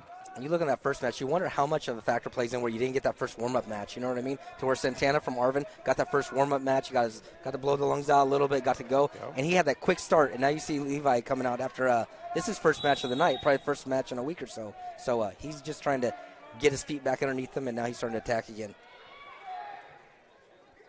Yeah, that first match is so important. That's why, good coaches have their kids warm up so much that, they basically got that first match out of the way before they even step out there. So hopefully he's ready to go. We're at 2-1, so it's a close match already, but 30 seconds left in the first period. You're absolutely right, Coach. There's a good opportunity here. If he gets warmed up and gets going, it should be a good one. We got Julian Wilson on the camera, Aaron Weary, Brad Hull, providing their expert insight. And I do mean that. I do mean that seriously when I say expert. Brad Hull and Aaron Weary have been around the Kern County High School wrestling landscape for a long time, and so they know kind of the ins and outs, the personalities, the coaches, the generations of wrestlers that come through here as well. So we have 41 seconds to go. It looks like we have injury timeouts on both matches right now. This never happens. So we've got injury timeout over here on mat 2, and then it looks like we have a blood time on mat 1. Looks like someone's going with his ankle or his shoelaces or something on the blue mat. Yeah, as I was mentioning earlier before the break, next week we do have, we start the postseason with our wrestlers here in Kern County trying to qualify. Friday is the boys at Golden Valley, and then Saturday is the girls at Golden Valley. So wrestling fans out there, great opportunity to come out and see some amazing matches this next week. Is that going to be a 16-man bracket is what they're doing? Santana Uguayas on the blue mat has taken the 2-1 lead, and it's all Monet Cordero of Highland. There's Levi after that slow start. See, now he's coming back. You got that escape, but it was on that quick 2. So. Yep. Levi reclaims lead up 3-2. We're looking at the last seconds of this first period at 106 pounds for the boys. And there goes the bell right there. And it is 5-1 if we shift over to the black mat. The last few seconds over there, too, as well. Yeah, 5-1 right there with Monet. She's really just getting her offense going and trying to look to attack. And that'll end 5-1, Monet Cordero. We don't want to put you on the roller coaster right there of the camera going back and forth, but it just ends. And so we are actually just going to hang tight at this girls' matchup right now, and we can pay attention to that. Oh, and big takedown as we just left mat 2. But big takedown as we left mat 2. Monet will come back here with a takedown. Here he goes. The setup's here. Right now I can't see what's coming here, but depending on where she steps and what the reaction is here, we could see a big takedown here as well. There's a step and there to the it back, is. Yep. On call. Almost right to her back, picking up near fall. 7-1 right now, Monet Cordero, Highland High School, in complete control right now. Celia Escobar, Tehachapi High School. Yeah, so Celia, her dad was a wrestler at Porterville High School under Tim Vanny. He used to wrestle for Tim Vanny. He was a state qualifier, went on to the Marine Corps, wrestled the Marine Corps, and then has his daughter now coming up through the ranks for Tehachapi. And then on the other side, you got the Highland coaches who are all my former foothill wrestlers, you know what I mean? So it's nice to see when you have your old wrestlers, they get into coaching. It's just that continuation of building and teaching kids and working with kids and it's always a pleasure to. I get more enjoyment watching these guys coach than anything. So Can't go one broadcast with Brad Holt without mentioning Porterville High School or Menachie High School. Yeah, So Menachie High School. you got to sneak that in every now and again. Absolutely. Got to put that in there. Just like Bulldog Strong, Porterville, the Porterville Strong. There we go. And now you see, look at Escobar in on her own shot now. She kind of got in. Big pin on Matt too. Sorry to interrupt you there, Coach. No, you're good. So V. Mazzee of Frontier High School will be claiming that guitar with a pin. And the tough part, Aaron, we talked about this early on. You hate to see this, any type of injury going into the postseason. That was some of the hesitation that we were kind of talking about earlier on. Like, you hope you don't see it. And we do hope that Santana Uguayas is okay over there. Yeah, hopefully, you got this week to kind of, this weekend into next week to kind of heal up a little bit and get ready for the next match. But, yeah, we got to start getting in that postseason. It's really sometimes year to year, it really does matter as far as that postseason. Sometimes when guys are so closely matched, who is feeling better that day? Yeah. Who didn't get, 10, 12 injuries all season long that they've been trying to, put off and deal with till the end of the season. That makes a huge difference. Yep, we've seen a lot in sports the last few years. We've talked about this notion of load management, right? Trying to minimize the load so that when you get into the postseason, you're as fresh as you possibly can be. And we really do hope that Santana Uguayas is doing okay. Looks like it's another blood timeout on the black mat, where it's all Monet Cordero of Highland High School, who has a commanding 15-2 lead over Celia Esquivel of Tehachapi High School. Good news, Santana Uguayas is up on his feet. He's got a little bit of a limp. We hope that that's all it is and that he can be okay coming off the mat. So 15-2 going into the third. Monet picks down. She's going to get away, and then if she gets one takedown, it's going to be over. So she needs to look for something that, I would say feet to back, but we're not keeping team points or anything, but could be a tech fall whenever you get that 15-point margin. So she's probably going to get escape and get right to a takedown. And I think as Coach Weary talked about the postseason, every second matters right now. So she needs to get that takedown and just walk away with the guitar, enjoy that moment, but get ready for that postseason next week as it comes. Exactly. Esquivel doing a good job of trying to go for that headlock, try to finish big. Yeah, when you have that big of a margin, you're down. That's what you have to do. And here we go. Looks like it's going to be 2 points. Yeah, but we'll get an opportunity. She does have the opportunity to pin. So if this does not go to a pin, it'll be over either way. So gearing up for the 113 pounds for the boys' side of things on the blue mat that'll come up. Which I think that's going to be a good match. We're going to see Monet Cordero finish this off. But Moises Garzaro Foothill and Joseph Gonzalez are getting ready to get going in that 113 pounds. And there's going to be 3-point near fall, and it's going to be all Monet Cordero. She dominates 21-2, and she's going to walk away with that guitar. There's the first two guitars, one to Frontier and one to Highland. Get as many different schools we possibly can get on here, but hope it's a cool everybody thing. Gets one, yeah. Yep. But hope everyone gets one, but more go to Golden Valley. So I'm going to say that out right there. We could have on. Trying to make in the band over here, huh? Not biased at all. She give out a drum set, give out a. We're going to go over to the blue mat, where Moises Garzaro and Joseph Gonzalez can go to 113 pounds. On the black mat, the girls is going to be Shanti Rodriguez and Aaliyah Garcia that's coming up, but this should be a good matchup right here. Ooh, quick with the cradle right there. Moses nice. Trying to knock off that number 1 seed. He got it locked up. Let's just see if he can. Oh, no. It's gone. Heard the word cradle monster earlier. Yeah. Mr. Hunter from Golden Valley, so we have that on there, but right here, it's right off the bat, Moises Garzaro with the cradle gets him 2 points. Yeah, he wants that guitar, man. He's not wasting any time. Got that takedown pretty slick. Looking right away for the pin. And now he's dominating on top. He's got a good opportunity here as long as he can control that arm, which he's doing a great job of doing, and controlling his hips.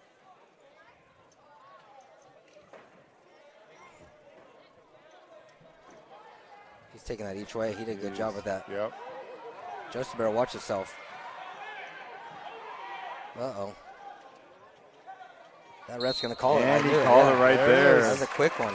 And that's going to be Moises Garzaro, kind of with the upset of Joseph Gonzalez. Yeah. Who is the 1 seed. He's going to walk away with a guitar. Foothill High School. I get that kid a guitar every time if he wrestles like that. Guitar. Yeah, as a coach, I'd be like, hey, I got a guitar for you, buddy. You know what I mean? Get a whole collection, bro. Yeah. You keep wrestling like that. He looked outstanding right there. So that's his first match. He wrestled for 59 seconds, got himself a guitar. You know what I mean? So we're at 106 pounds over in the black mat. Shanti Rodriguez, the East High, going against Aaliyah Garcia at Ridgeview High School.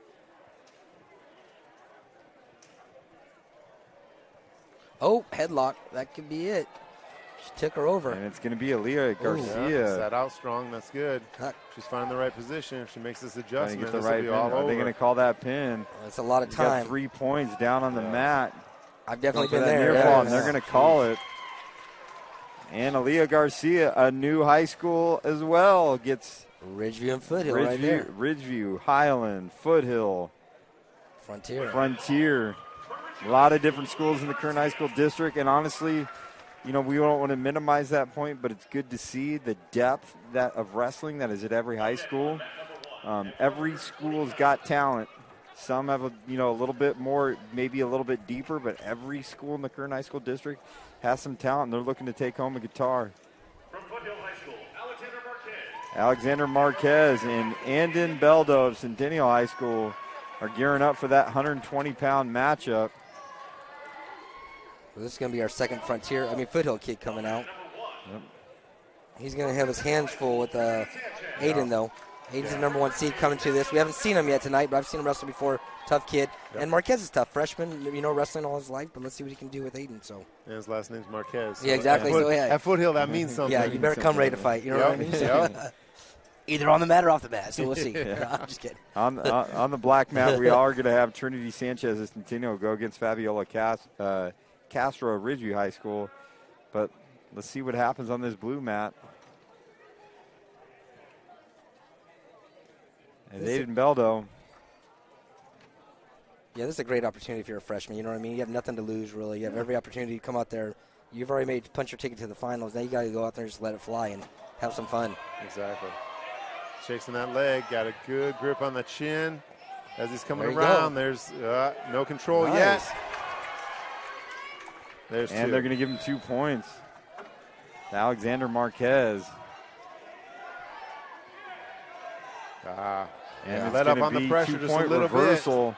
Just let up on that pressure, got the by reversal. Beldo.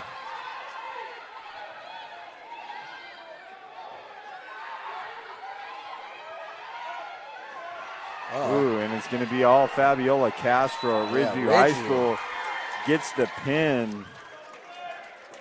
That was 25 seconds worth of work for the day for her. Fabiola Castro. Go get your guitar, girl. Yeah. 25 seconds worth. Yeah. And here's the thing, Trinity Sanchez was the 1 seed. She came out a little too hot, a little uncontrolled, where Fabiola Castro was able to get in there and get the win right here. Hey, but that's the best thing about our sport is you can be down, 14-0. You can be a no seed. You can be. There's all these situations in wrestling where if you hit the right move and you get after it, anything can happen at any moment. That's the voice of Aaron Weary, Brad Hull, Kyle Wiley, Julian Wilson. We're all here, the Kern High Network crew, bringing together the South Yosemite Conference Championships, live from Centennial High School. Exciting matchup. I'm going to say that. What do we have? 2 Ridgeview guitars that have gone on right off the bat. Yeah. It went Highland. We got a little blood timeout right here on the blue mat.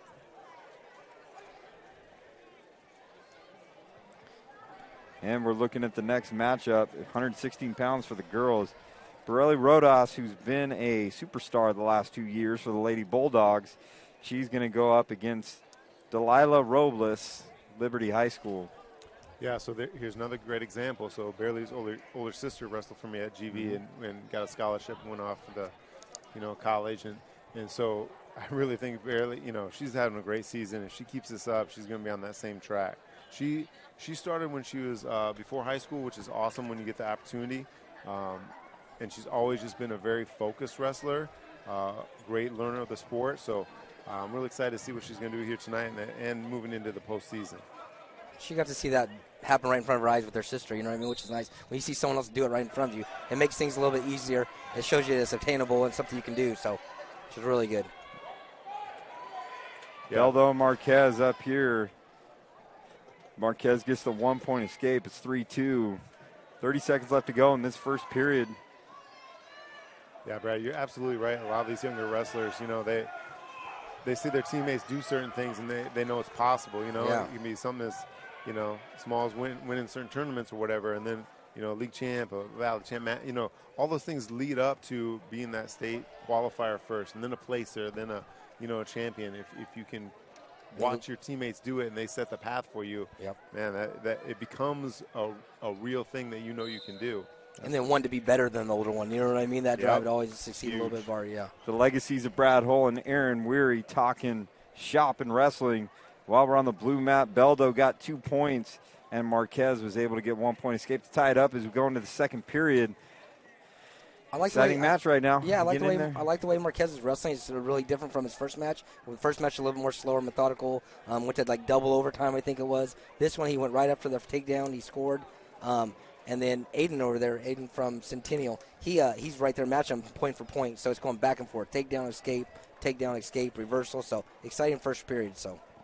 Yeah, those are the fun matches to watch. Again, his other match being so close, going into overtime was great. And now here we are tied up again. They've got another period here to go in the second, and then your third period. But, hey, with that amount of time, you got 4 minutes left to wrestle. Who knows? This might be going into overtime, too, at some point. We'll see what happens. And I go to Brad's point. You were talking about the 106 pounds, Levy, who kind of warmed up. Yeah, exactly. At the pin. Do we see this right here with Beldo doing the same thing, who maybe takes a period to warm up? Does he come back with an energy because Marquez may be a little spent? Yeah, he did wrestle an extra, that overtime match, wrestle a whole 8 or 9 minutes, so probably 9+ minutes in the first one. But he's doing a good job of moving. I think where he's getting in trouble a little bit on top, he's keeping his hips too far away. He's staying tight up top, but he's creating that space, and that's where Beldo's get able to come and get his escapes, get his points and stuff like that. So you see Beldo trying to keep that head down.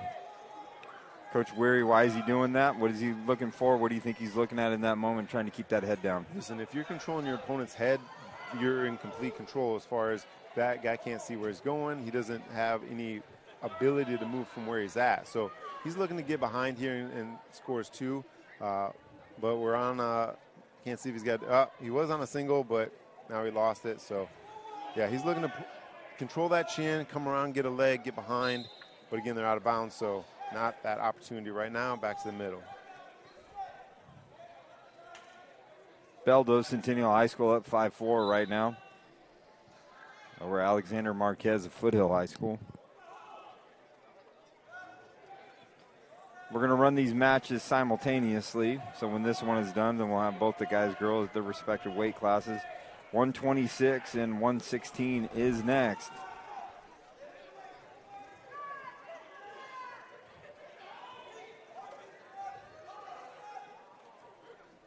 Crowd has definitely packed this place out a little bit.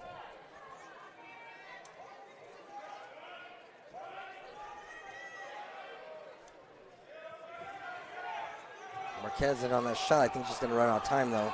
Yeah. Or they're going to call stalemate, one of the two. He likes to wrestle from his knees, it appears, which is fine, but the problem is your opponent's always going to be on your head. Then you're always playing that game of reaching and your head down on the mat, and you're doing the whole thing of always pulling it in, which is fine, but it just puts a lot of wear and tear on the back, your neck, and stuff like that. So. Yeah, and I mean the pressure on your shoulders too in that situation is like if you can't have that strength to pull it in, it's really tough. And being a freshman, he's probably underdeveloped still, anyways. Exactly. It's going to be hard. Yeah, I always taught my guys, you don't ever want to pull it in with your arms. You want to move your body to them, and he hasn't quite gotten that, in this match so far. So we'll see how this third period goes. 1 point here makes a huge difference. Yep, coming out to a takedown here a little later. So Marquez starts in the bottom position. Beldo up 5-4. As we near 1:50 left to go in this third and decisive period. Blood time. The winner of this 120-pound matchup will get that coveted guitar. Definitely unique. We were able to check them out earlier before all the wrestling took place. Cool deal. So if you're Beldo, you want to ride as tough as you can. You want to tie those arms up, kind of get that chicken wing like he was doing, or tilt. And then if you're Marquez, do exactly what you did the first round. Get that escape, get right back to your feet, and try to do that front head in the hole. Come get Beldo's head down, get your head in the hole, circle around, and look to score there.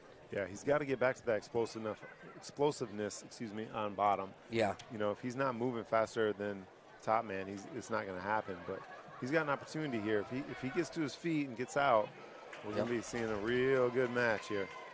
That's the voice of Aaron Weary and Brad Hull. One thing I love about Brad Hull, he's going to bring up Porterville, and he's going to say chicken wing at least a few times throughout the course of. And he's out. Look, he's out. There it is. Yep. Okay. That's exactly what I said.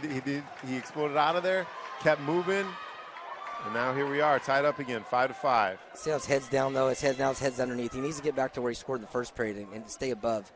Don't get into that muscle contest right there, because you're going to lose. Yeah, that there one. you go. Yep, and that's what happened. Beldo picks up 2 points.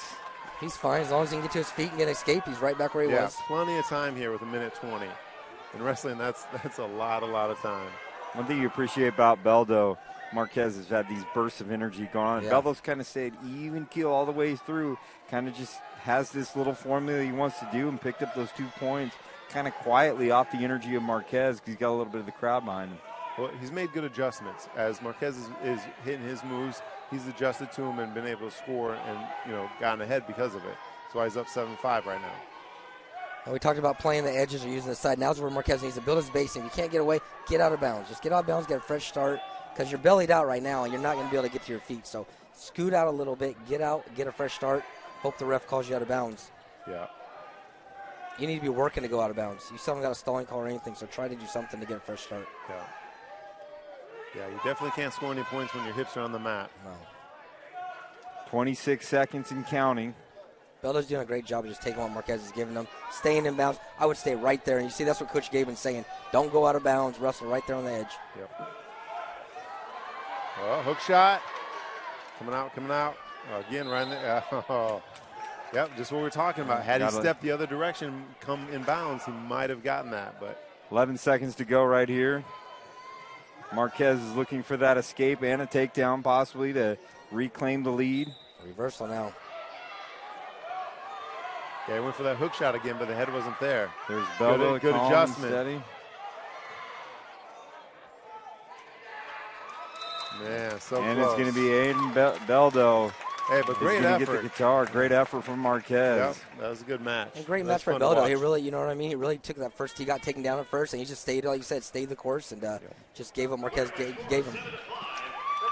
Centennial High School picks up their first guitar of the match. So I believe we're at 5 different schools that have gotten their guitar.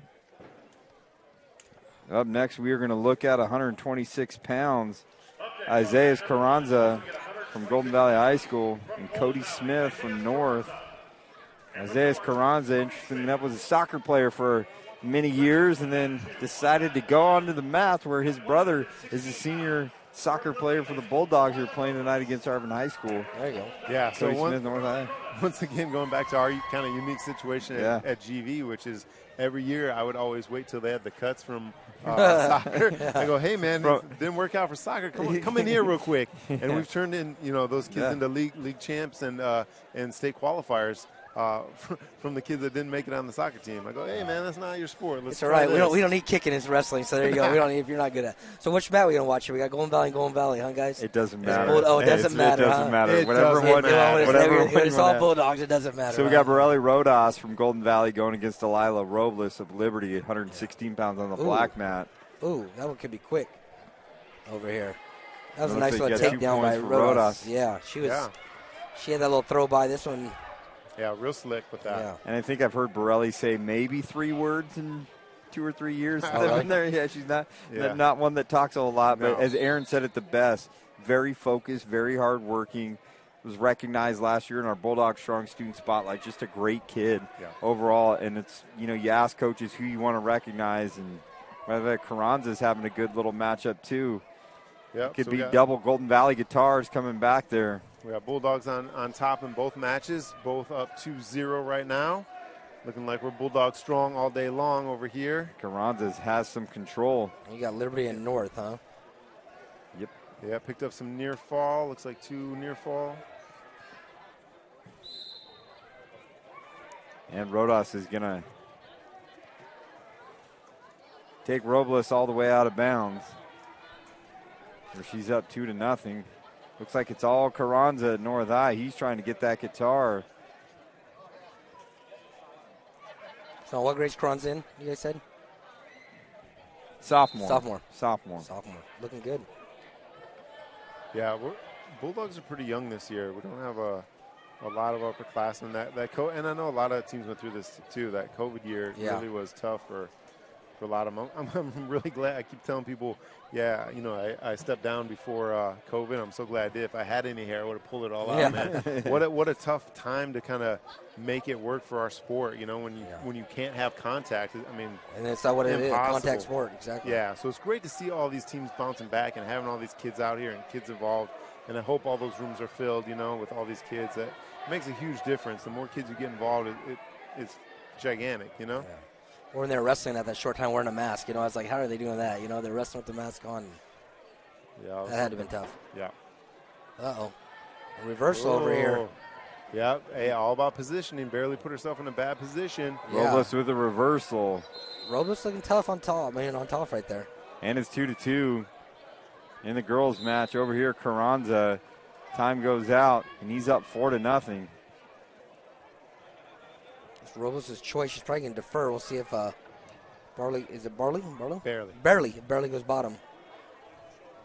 There she does. Yeah, I think she should. She should be able to get away. Yeah, but she's pretty tough off bottom. But as you said, Rose looked tough on top right there for that short little 10 seconds. Yep.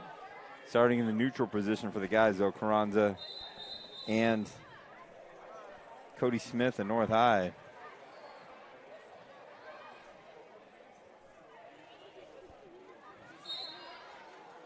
Good first movement for Barely. Up to her feet. Let's see if she can cut away. Good job by Barely. Again, nice. Great job on the edge of the mat. And that should be.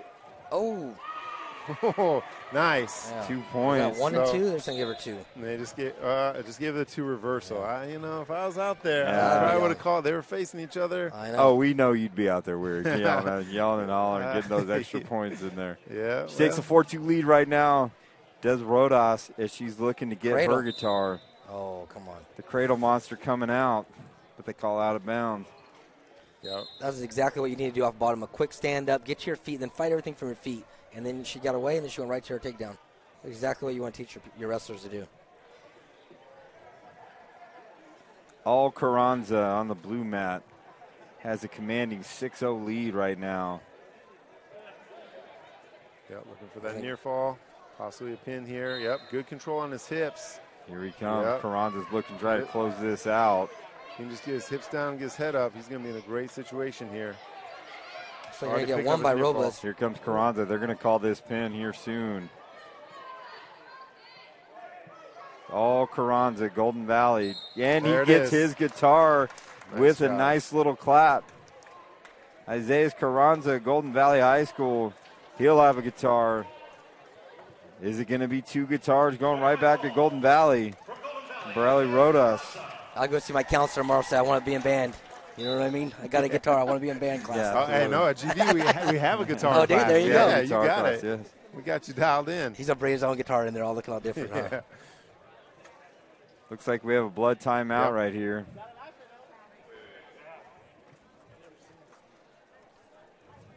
A lot of blood timeouts. Julian just said, haven't seen a lot of these happen right now, but welcome to wrestling. Welcome to wrestling. Girls are mean, man.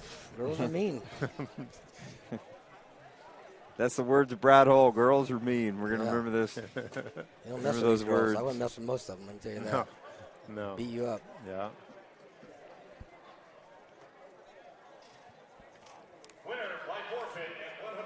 Ooh. Arvin. From Arvin High School, Yekrib Alshif. Yekrib Alshif will get a guitar just for being the only guy I love it. there. That's one way to Showed do it. up. Yeah. Showed up, get a guitar. He made the weight. Yeah, He gets the guitar. made the weight, There you go. gets the guitar. Good for him. He's my vote for most outstanding wrestler. Absolutely. Just kidding. Smartest wrestler. Smartest wrestler. Team right point there. took his thing off too. I used to always tell my guys, hey, they don't give you any medals just for weighing in. Yeah, well, there Prove you me go. wrong. And with Show that, we me have you another know. school with a guitar. So There we go. we're adding it to there. Diversifying our portfolio in the Kern High School district. Arvin High School. There you go. Really doing a good job keeping pressure here on top. Got that wrist control. Trying to put the hips forward. Really getting that hard bump, trying to get her flattened out.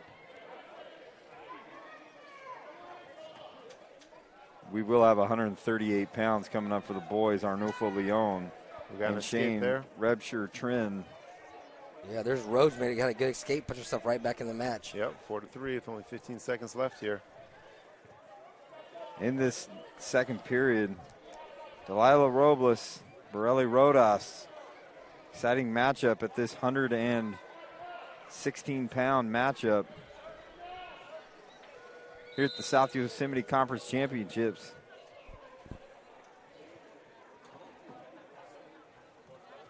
Okay, let's see. It's got to be Liberty's choice. She's gotten away every time, but it's been over a minute, you know. Yeah. She's going top. Interesting. Top. I don't know. You know, last time she got my choice. Yeah, once she got right to her feet, she got right to her feet and got a quick escape. Let's see if she can do it again. There you go. Right back up to her feet. She does a good job of that. Oh, she's a legger. There you go. That's why. That's why. Yeah, it's a smart move. They just didn't have the opportunity earlier because Exactly. barely moved so quickly. But she does have legs in now, so we'll see what she does with it. There's a lot of hip pressure, broke her down. Now she's going to start working that head. She's down one, though. That's the thing. So you got to get a turn or something. So yeah, it's banking a lot. Yeah, exactly. I like my odds a little bit better from different positions, but you never know. Again, she's trying for it here. Yeah.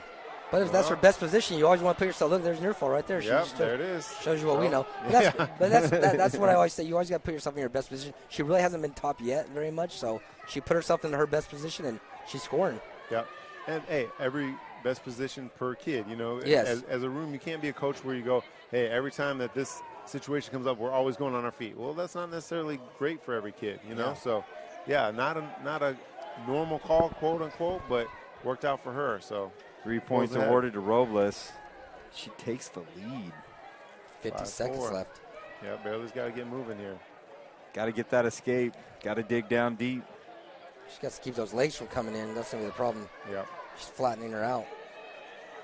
And I don't know if this ref's going to call stalemate or anything. I don't think so. You know, she's riding pretty working, parallel yeah. here, but again, depending on the ref, whether you get that call or not. But you can't, depend on the ref to make No, those calls. no, not at all. You got to go out there and make it happen. So Bailey's got to get moving here. She's got to get that leg out, get their knees to her chest. There it is, Call it stalemate. stalemate. 22 seconds left to go That's in this some third. bulldog homerism right there. What is that? Give her a chance. So this is exactly what Beverly needs. She needed that stop. She needed an opportunity to start again. Now she needs to spring to her feet. And you're going to see Rose just try to throw those legs in. I would. Golden Valley coaches have their hats off, so you know it's getting serious and it's getting hot in here.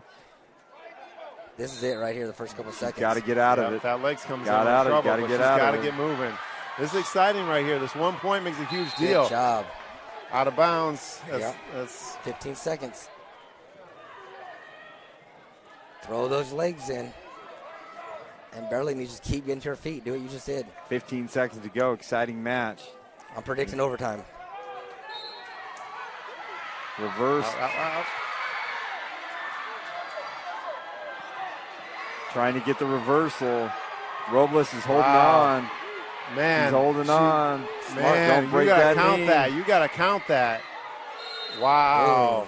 And it goes She 0. won it in the third. Good job. Way to rustle your strength. Close match. Close match. Gut-wrenching for Borelli Rodas. Excitement for Give It Up for Delilah Robles. Did a great job coming back. And Liberty High School gets their first guitar of the evening. Tough for Golden Valley. But again, Brad, I'm going to go back to your point. When we talked about it when Frontier, Levi, sometimes that, hey, you save your energy. Yeah. Sometimes, hey, you get warmed up with that first match. And with Borelli not having that first match, makes it tough. Arnulfo Leon, Junior Leon is what they call him. And it's Shane Rebsher Trin of Stockdale as they are wrestling for the 138-pound guitar.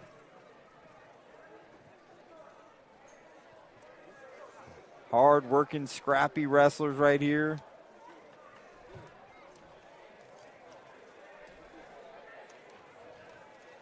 Saw Arnulfo today has strong body. He's running, no weights at all. He's tried to cut that weight, running, bundled up, running. You ain't trying to lift to add weight. Come Nope. on, that's counterproductive. Yep.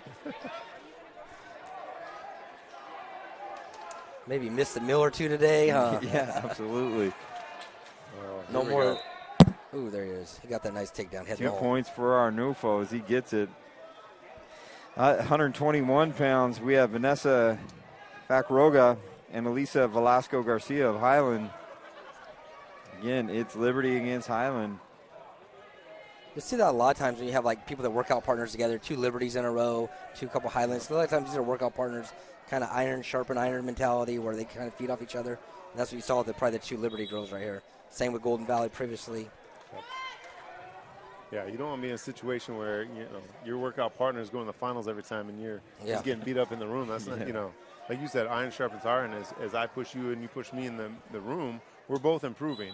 And then you get to these finals, it's like, yeah, there's nothing better than when you go back to back weight classes and you got all those guys lined up. That makes a big deal. Nice return back on the mat. Leon. Still 2-0. All junior in that first round right there. They take down a nice control on top. So, yeah, he's doing a real good job controlling hips. He's got wrist control right now. Staying off his knees, getting a tilt. His choice, probably go bottom, extend that lead a little bit more, get a escape, then a takedown. And we're nearing the end of this first period matchup between Arnulfo Leon and Shane Respier-Trin. Ooh, nice.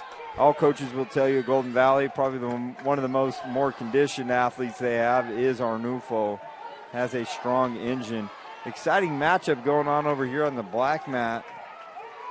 Yeah, Velasquez is in on a shot. When she lifted, she kind of finished a little bit weird and ended up being potentially dangerous. So they're going to return to their feet with 20 seconds left. Vanessa Facroga is going against Elisa Velasco Garcia.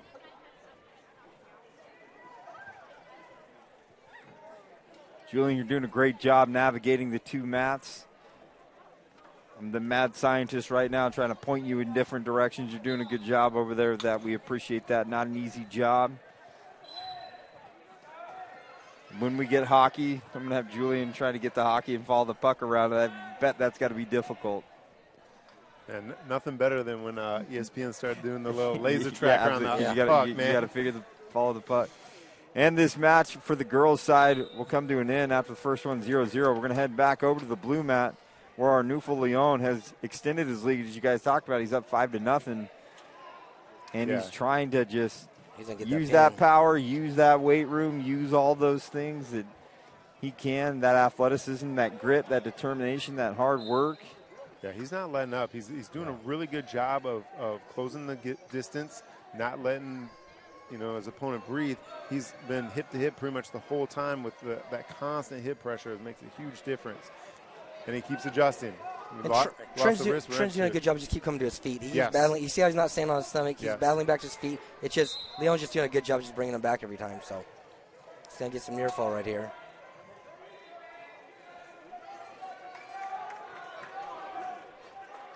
Yep, got his near fall and then went to adjust. He's looking for that pin. Oh, he's got a good opportunity here. Good getter right here. Drops those hips, gets his head up. There it is. And that running paid off today in strong body class. Yeah, made the weight and got here and got it done. And Arnulfo Leon is going to be the champion, going to get that guitar as he lifts it high up in the air. I am excited. Arnulfo Leon is a great kid. What school is he from again? He is from the Golden Valley High School. Okay, just want to double check that. We've got their second guitar, back-to-back guitars right here. Back-to-back guitars right here, too, as well. Where's my portable guys? Just a little bit of bias, but not too much. We're going to try to keep it down. Going back to the black mat where we have Vanessa Facroga of Liberty going against Alyssa Velasco Garcia of Highland. 59 seconds. Neither one has scored a point right now, so they are looking for the first and decisive points of this match. Yeah, these girls are still going after it. They're pushing forward and a lot of head swats. Yeah. Well, you see, Velasquez really likes open shots, so she's trying to get off the head, open up the gap, and take a shot to where Liberty girl right there, what she's doing, she really likes to tie up, so she's really controlling the ties and really going after those If you watch Vanessa, yeah. And a lot of times with those differing styles, this is what happens. We have a 0-0 because each one's trying to get to their style, and the other one's countering it. It's tough. But here we are on a shot. Got your single leg. Let's see what happens here. Vanessa does a good job of closing that gap and tying her up, and that's what she just did right there to where Elisa really wants to open up and kind of push away on her and take an open shot. That was a good little scramble there. Yeah. Both had an opportunity to score, but, again, countering each other. Still a 0-0 with 20 seconds left in the second.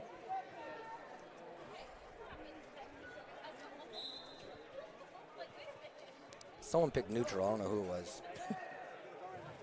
That's going to be a big thing here in the third right now. Yeah.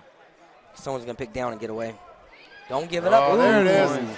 Fantastic takedown right to the back. With near Got fall. the two with near fall. With 2 seconds left, will we get the pin? No. And they blow the whistle, and Vanessa Fakroga is able to get 5 points in less than 10 seconds. And just like that, she's got a pretty decisive lead right now, and a lot of work for Elisa Velasco Garcia. Kind of an upset alert right now. You know, Vanessa did a great job of taking that double and came up and with the trip and kind of tripped her, caught her, and took her right to her back. And all within 10 seconds or so, you can get a big lead, 5 points. You'd think she'd be able to close the match out now with 5-0 lead. Yep, got 2 minutes here going into the third. Got injury time. We'll see if she can capitalize on that and keep it at 5-0. Pick up a couple more points. We'll see what happens here. That was big. That was big for Vanessa. Huge. Now she just needs to keep up the pace, keep tying her up, keep slowing down Elisa, and seeing what she can do. Let's see whose choice it is. We're going neutral again, third. Whose choice? Oh, it's Vanessa's Liberty. She's going to go neutral, which is smart. Yeah, after that one, when you just took somebody down, it's nice to go, hey, I can get back there again. Watch this. Oh, we'll see if it pays off. Oh, nice double. She's got to finish, though. Vanessa from Liberty did a good job with her hips, getting her hips down and away. That was really good. Yeah, that was a great shot, but she stopped at the shot and didn't follow through. Could have had it there.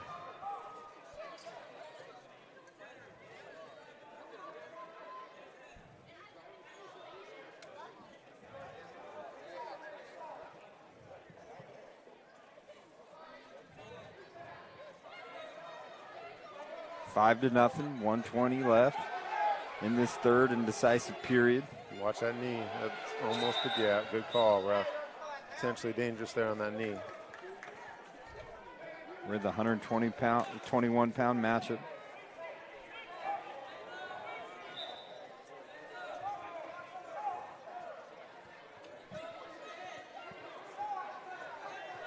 She has a nice shot. She gets them deep, but she's the finishing part.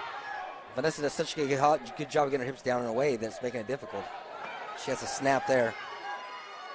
Headlock. Ooh. Oh! And just like Wow. It's tied. Headlock straight to the back. She needs a leg Elisa in. Velasco Garcia could win this on a pin. Leg in. Wow. They're trying to call it. And if you're Vanessa, They're trying to wow. call it. Strong bridge. Oh, that's Strong it. bridge. And they got it right here. Not looking too good. And they're calling the pin. Exciting matchup. Elisa Velasco Garcia avoids the upset. Hats off to Vanessa. Hey guys, that's two for Highland. Two for Highland. Two for Highland. I don't care. I'm joking with you. No, you're down. Put it on the list. But that's exactly what Coach Weir was just talking about a minute ago. You know what I mean? It doesn't matter if you're down 5-0, 10-0. And now you got to watch out for headlocks when you're up that much. But still, it's a lesson that's learned, and it's going to help her in that postseason. You know what I mean? You don't put yourself in those positions when you're up by so much and calculate a risk kind of, you know? Here's the matchup we talked about earlier. We're going to go back to this blue mat. Adrian Juarez of Highland High School, Silas Orozco. We are going to stay on this mat for the whole portion of this matchup when they're wrestling. We do have Vanessa Alvarado and Ruby Ortega that are going to be on the black mat at 126 pounds. But this one right here, Adrian Juarez, Silas Orozco, should be an exciting matchup. Yeah, Adrian Juarez is a 20-2 record this year. He's ranked 11th in the state right now, so it's exciting to see him go to work right now. Yeah, and then You know, he's up against honorable mention the state as well. So both guys that are, you know, knocking right in that top area of our state, and any one of these guys could take this right now. So we'll see what happens. But great opening so far. Both guys looking for shots. Both guys being aggressive.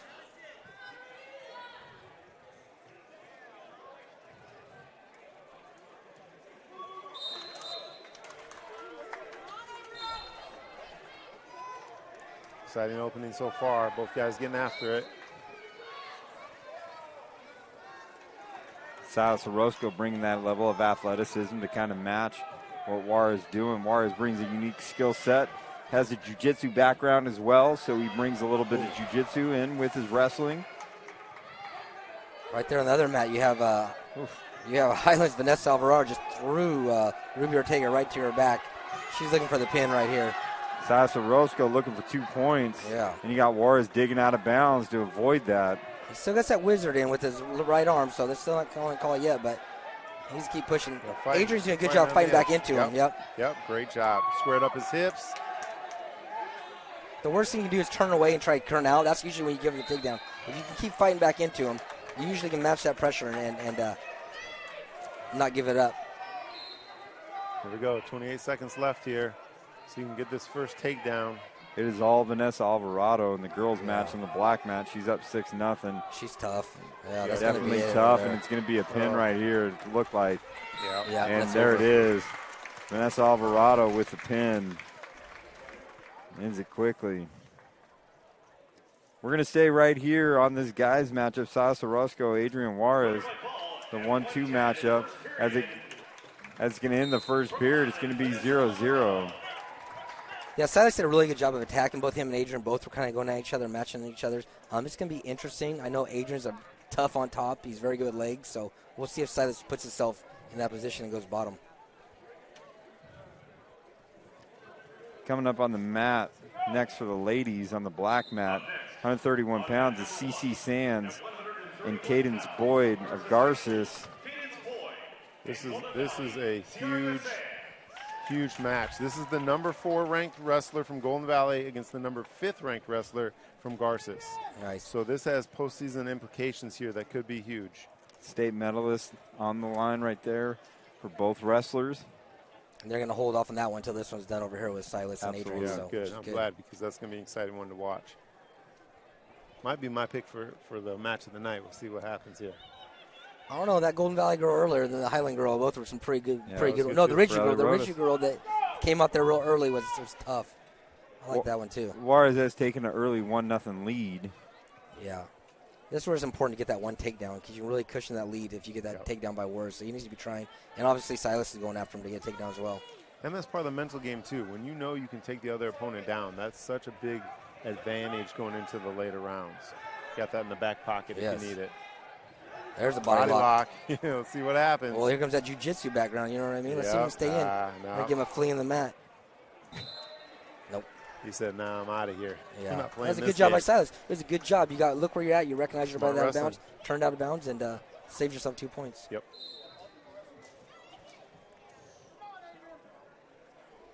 This is where you find that balance of using all of the skills and all of the nuances your coaches taught you, but every now and again you got to take a risk. You got to get that point on there, and that's the fun part about wrestling. As a guy that wasn't a wrestler that sees the sport, you see the skill that it takes and the different moves that go on there. But there's that chance you got to pull the trigger. You got to have that risk. You got to get in there and you got to do something to get those points. The thing is, I always just teach my guys, it's better to take those risks in the second round and don't wait till the very end because then you're limiting yourself to one opportunity. You know what I mean? If you can take those opportunities in the first and second, give up a takedown. That's fine. I'm not saying you're trying to, but you just have so much time to come back. You know what I mean? Like, just like that. Shots like that, take it. You might not get it, might run out of time, but it's another opportunity to score. 1-0 in this match as we go into the third. Aaron, thoughts so far as we're looking at this? Yeah, I think just exactly what Brad was saying was like you have to maximize your opportunities here. And with it being such a close match, we're going into the third 1-0. If you're on bottom, you got to explode up clear hands and get the hell out of there. You've got an opportunity then to get on your feet and get a takedown. We're battling here, and there it is. So now we're tied 1-1. 1-1. Exactly what I was talking about. From Golden Valley, Syria Sands. So this next takedown is going to be huge. And then we're getting the ladies going here again. Huge match here. So if I'm Juarez, I go right back to digging that underhook. Digging that underhook, looking for your offense. Oh, yeah. Absolutely. It looks like they are going to start this match over here, and hopefully we can get into this big matchup. Looks like they're trying to push this up. I think it evens out with the guys on this. CC Sands is going to get 2 points on the takedown over here. Smooth takedown. Yeah, she had a nice little snap and go behind. Yep. Very, very athletic. She does a great job. So we have a double stall call over here on this one. Wow. That's a good shot. Here we go. Flores with the shot. Good base by Orozco. He's able to go all the way out of bounds. Boom, that was the match. Huge pin. The number 4 in the state, just pin number 5 in the state on mat 1. In 34 seconds. Look at that. Wow, CC that was Sands impressive. is excited. That was impressive. Electric smile that goes on there. She's going to be excited to get that guitar. Again, we talk about, at this level, kids being so closely matched. And when you're just separated by one number in the state and you come out and do that, that's dominant. I'm excited. Juarez, 2 points, reversal, goes up 3-1 as we're looking at 30 seconds. Yeah, he definitely needs still a long time, right, Coach Weary? 30 seconds, still a lot of time. If you've ever been out there in the third and your lungs are blown out, that's an eternity, bro. He's got a good amount of time here to work. But now we're down to 15 seconds here, 3-1. You got to make your move now or it's not going to happen. Silas Orozco's got to be feeling that. He's going to let him go. Well, he's going to let him go. Yeah, because he already had a stall got call. That great balance, that jiu-jitsu coming out. He's got to take a chance. Nice win. So there we go.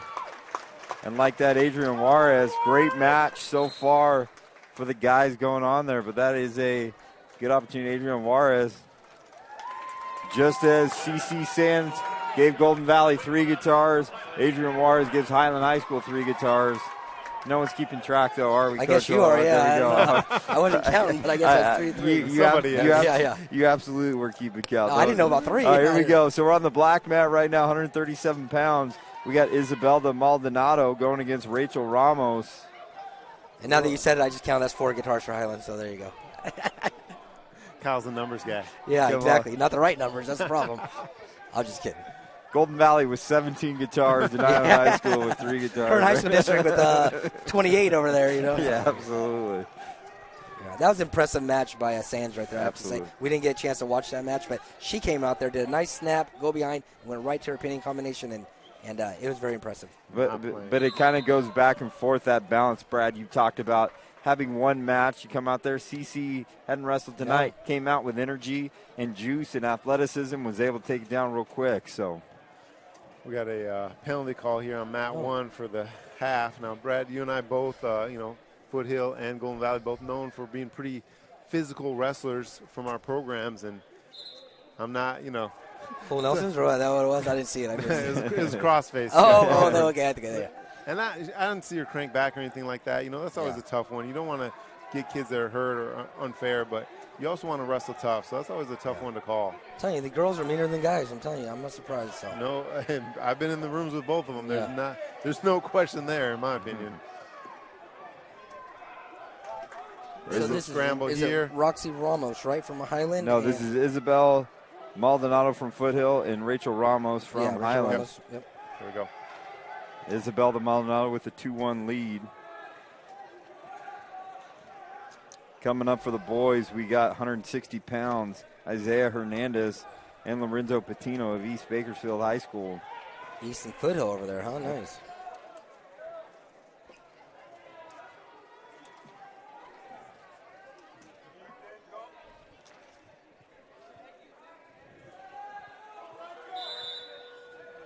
Ooh. And after one period, one nice little push right there.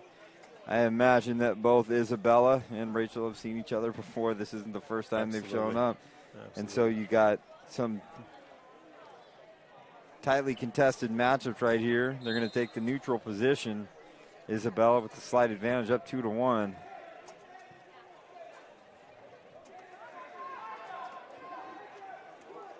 Working on that single, backed out. Ramos really has to be careful with that overhook. You know what I mean? Yeah, she's just hanging out there. Yeah. Yep, there's That's the the takedown. Yeah.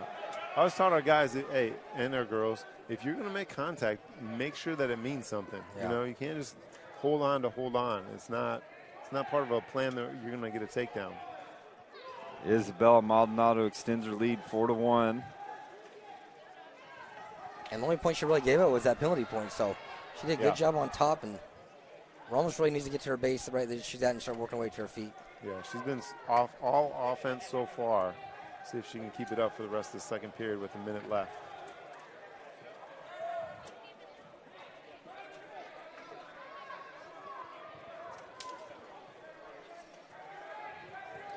Good job of controlling the hips. A little smarter there on that crossface. Yep. That's a little bob wire, just trying to walk it over, but with that leg all the way out by Ramos, I don't know if she's going to get her.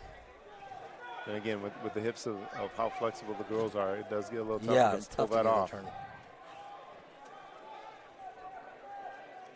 Live at Centennial High School.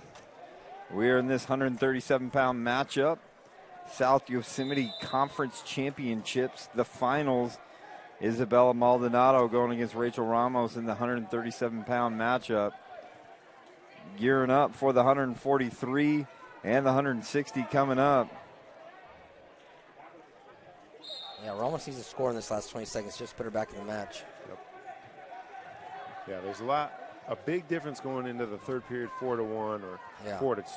You know, it's only 1 point, but that's a huge difference when it comes to you only have one period to make it happen. What are they doing here? Blood time? Injury time. Injury time. Elbow. Looks like elbow. Yeah. Kind of give her a little chop right there on her. Yep. Well, once again, want to get another plug. Coach Weary has talked about it throughout the broadcast. Next weekend at Golden Valley High School.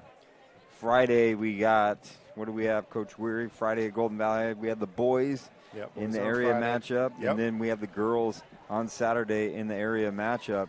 And this is a qualifier, so this is a big tournament for a lot of local wrestlers. We talked about this throughout the broadcast. We haven't gotten every single school represented here. There's some coaches that had to make tough calls, tough decisions to sit out wrestlers at this matchup so they could rest up to go to those qualifying matchups and all that stuff too as well. So we'll see how it goes, but we're excited for that next year. So to the wrestling community of Kern County, make sure you make your way out to Golden Valley. You can see what Bulldog Strong is all about. Yeah, not only that, you're just going to see some great wrestling. I mean, again, as we mentioned before, Central Section is so tough.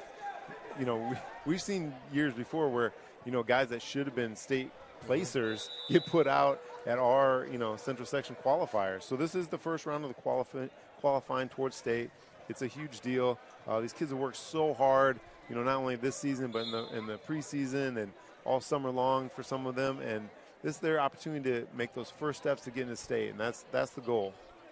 Here in the third period, 137-pound matchup between Isabella Maldonado of Foothill and Rachel Ramos of Highland, where Maldonado has the 4-1 lead. But as Coach Holt, Coach Weary have indicated, this is where you hate to wait to the third period to start taking those risks, but they got to start taking them right now, especially if we're looking at Rachel Ramos, who's in that 3-1 hold. Yeah, you've got to go. You see so many matches where kids wait for things to happen, or, you know, all of a sudden they go crazy in the last 20 seconds of the third, and it's too late. So here we got a great takedown right to her back, picking up near fall. Maldonado's trying to close this out, and it's just enough kind of playing around. She just wants to end this with a pin, get her guitar. Yeah, Maldonado's been the aggressor the entire match, from takedowns to on top, riding her, total control. All offense the entire time. It's been good to watch, you know, when you see those kids get out there and get aggressive, and, you know, it makes a difference for sure. Uh-oh. Let's be careful. Don't put yourself in danger. Yeah. Good scramble that's here. Illegal headlock. Near fall, and it's going to be a pin. Other hands over She here. has her hand Yeah, down. yeah. Yeah, tough position from where we're at to see it, but I don't know where her arm is. Then they called a pin. And Isabella Maldonado, That was complete with 28 seconds left to go in the third period, is able to get the pin and secure the guitar. 3 seed coming in there taking that guitar, huh? There we go. Well done. Foothill High School.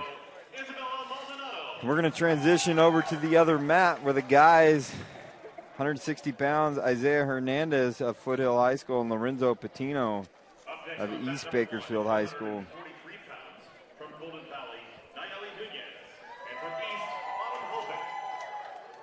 On mat number 2 at 160 pounds, from Foothill, Isaiah Hernandez, and East High, Lorenzo Patino. Patino.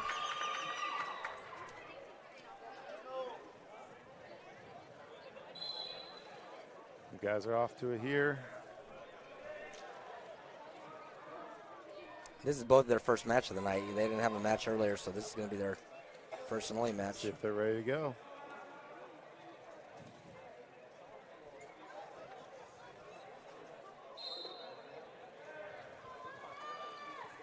And on the black mat. Same thing for the girls, their first match of the night too, huh? Yeah. That's Golden Valley and East. So We're looking at Nayeli Nunez and Autumn Jobin of East High. East High is kind of having to divide and conquer their coaches right now. Nice takedown. Oh, and no control there yet. Ah, there it is. Yeah, you had Autumn from East High School with a nice double right to the back. Yeah, Natalie fighting back here. Natalie's only a freshman. She's been doing an outstanding job this season. So, but she's making some of those kind of freshman mistakes where that positioning. She's fighting great here, but yeah, positioning is huge. And then over here you have East High as well with Lorenzo Patino with a takedown. Nice. So East High 2-0 on both. Yeah. Yep. East High's knocking on the door to get their guitars tonight. 45 seconds left to go in the guys' match. About a minute left to go in the girls' match. For the guys, we're at 160 pounds. For the girls, we're at 143 pounds. Hernandez doing a good job keeping his base. He just got to get his head off the mat. See how his head keeps dropping? You got to keep that head up and then keep standing up. And Patino, on the other hand, is doing a good job of really staying high on him and riding him. Kind of legged over. He's going to get a couple of near falls. He's probably going to get reversed, though. Here we go. Scramble here. Oh. Wow. Over and over and over here. Got to get the escape. Yeah. Lost the control there. So we have Lorenzo Patino up 4-1 over Isaiah Hernandez. East High get their first guitar tonight. They could get 2 right off the bat. They're going right after Hernandez. Is going after Patino with the headlock. Yeah. Here goes Patino with the headlock. He's got to call right it. to his back. He's got to call it. No, it's over. No, ran out of time. Ran out Hernandez of time. kind of walked into that one, though. You know what I mean? Kind of just walked into it, and Patino just kind of took it. Oh, here we got a big changeover on mat 1. And it's going to be Nayeli coming up on top. Nayeli, are they going to call it? Pin. They're going to call there the pin. There it is. That's a huge win for her. Nayeli with the upset. There you go. Nayeli Nunez from Golden Valley. 500th guitar for Golden Valley coming here tonight. You guys are going to start your own band class tomorrow. Guitar class. How many is that? About 26 for Golden Valley? I think 500 guitars. Yeah. Tomorrow's practice is going to be guitar lessons. There you go. Guitar lessons. We'll warm up the hands. Yeah, there you go. Instead of hand fighting, we'll just play a guitar guitar. strum. Yeah, it's good. It's good. So on this blue mat, at 160 pounds, Lorenzo Patino and Isaiah Hernandez. Patino went up big with that headlock. It now puts about 9-1 going into the second. Yeah, that's a huge gap in points there. Let's see what they'll do here. Right to his feet. Good job by Hernandez. Yeah, good job. Great job. Oh, and right into the shot. Great job. He can drive with that head, keep his feet moving. Back to his knees.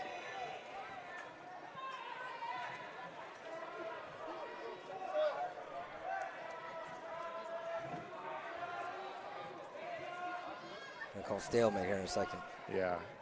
Hang on that leg. 2. Ooh, interesting call there. I don't know about that one. 2 points given to Lorenzo Patino.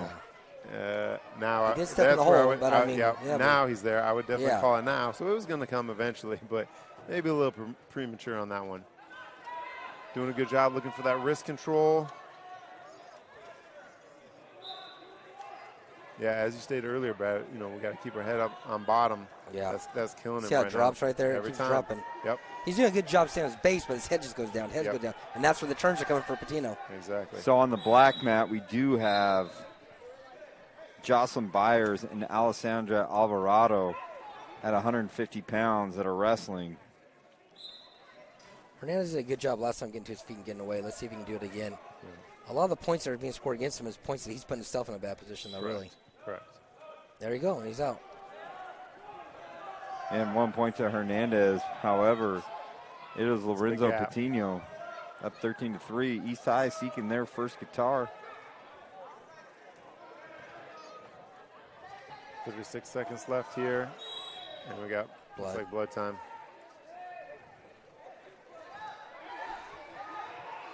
Uh-oh, we got a headlock coming over here. Nope, 2. They're going to give 2 points. Well done. Good. Again, wrestling hard on the edge. Knew where she was. Knew to keep her feet in bounds, keep her knees in bounds. Great takedown. Alessandra Alvarado with the 2-point takedown.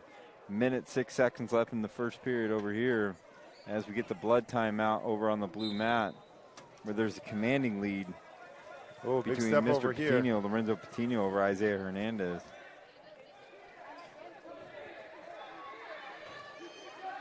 Here comes that barbed wire over there on the girls' side. There it is. There it is. Alessandra That might be Alvarado it. is looking for the pin. She keeps that tight. That might be it. Trying to call it, see where it's at. 40 seconds is a lot of time to Yeah. fight off your back. Especially if you ever see it. You look up, you're on your back, you see 4, you're like, I don't know if I can do it this long. So she needs to sink that chin right in her shoulder. Yeah, There you drop go. those hits down hard. There it is right there. Alessandra Alvarado. On cue. Great job. Sunk that head in the shoulder, got the pin. There's Alessandra Foothill. Alvarado. Hernandez really going after him. Patino, but. Uh-oh, there's 2. It's definitely not a lack of fighting on Hernandez's 2 part. points for Hernandez. Narrows the margin. Still got a lot of time left. 2 minutes. A lot can happen in 2 minutes. Yep. Seen it earlier tonight.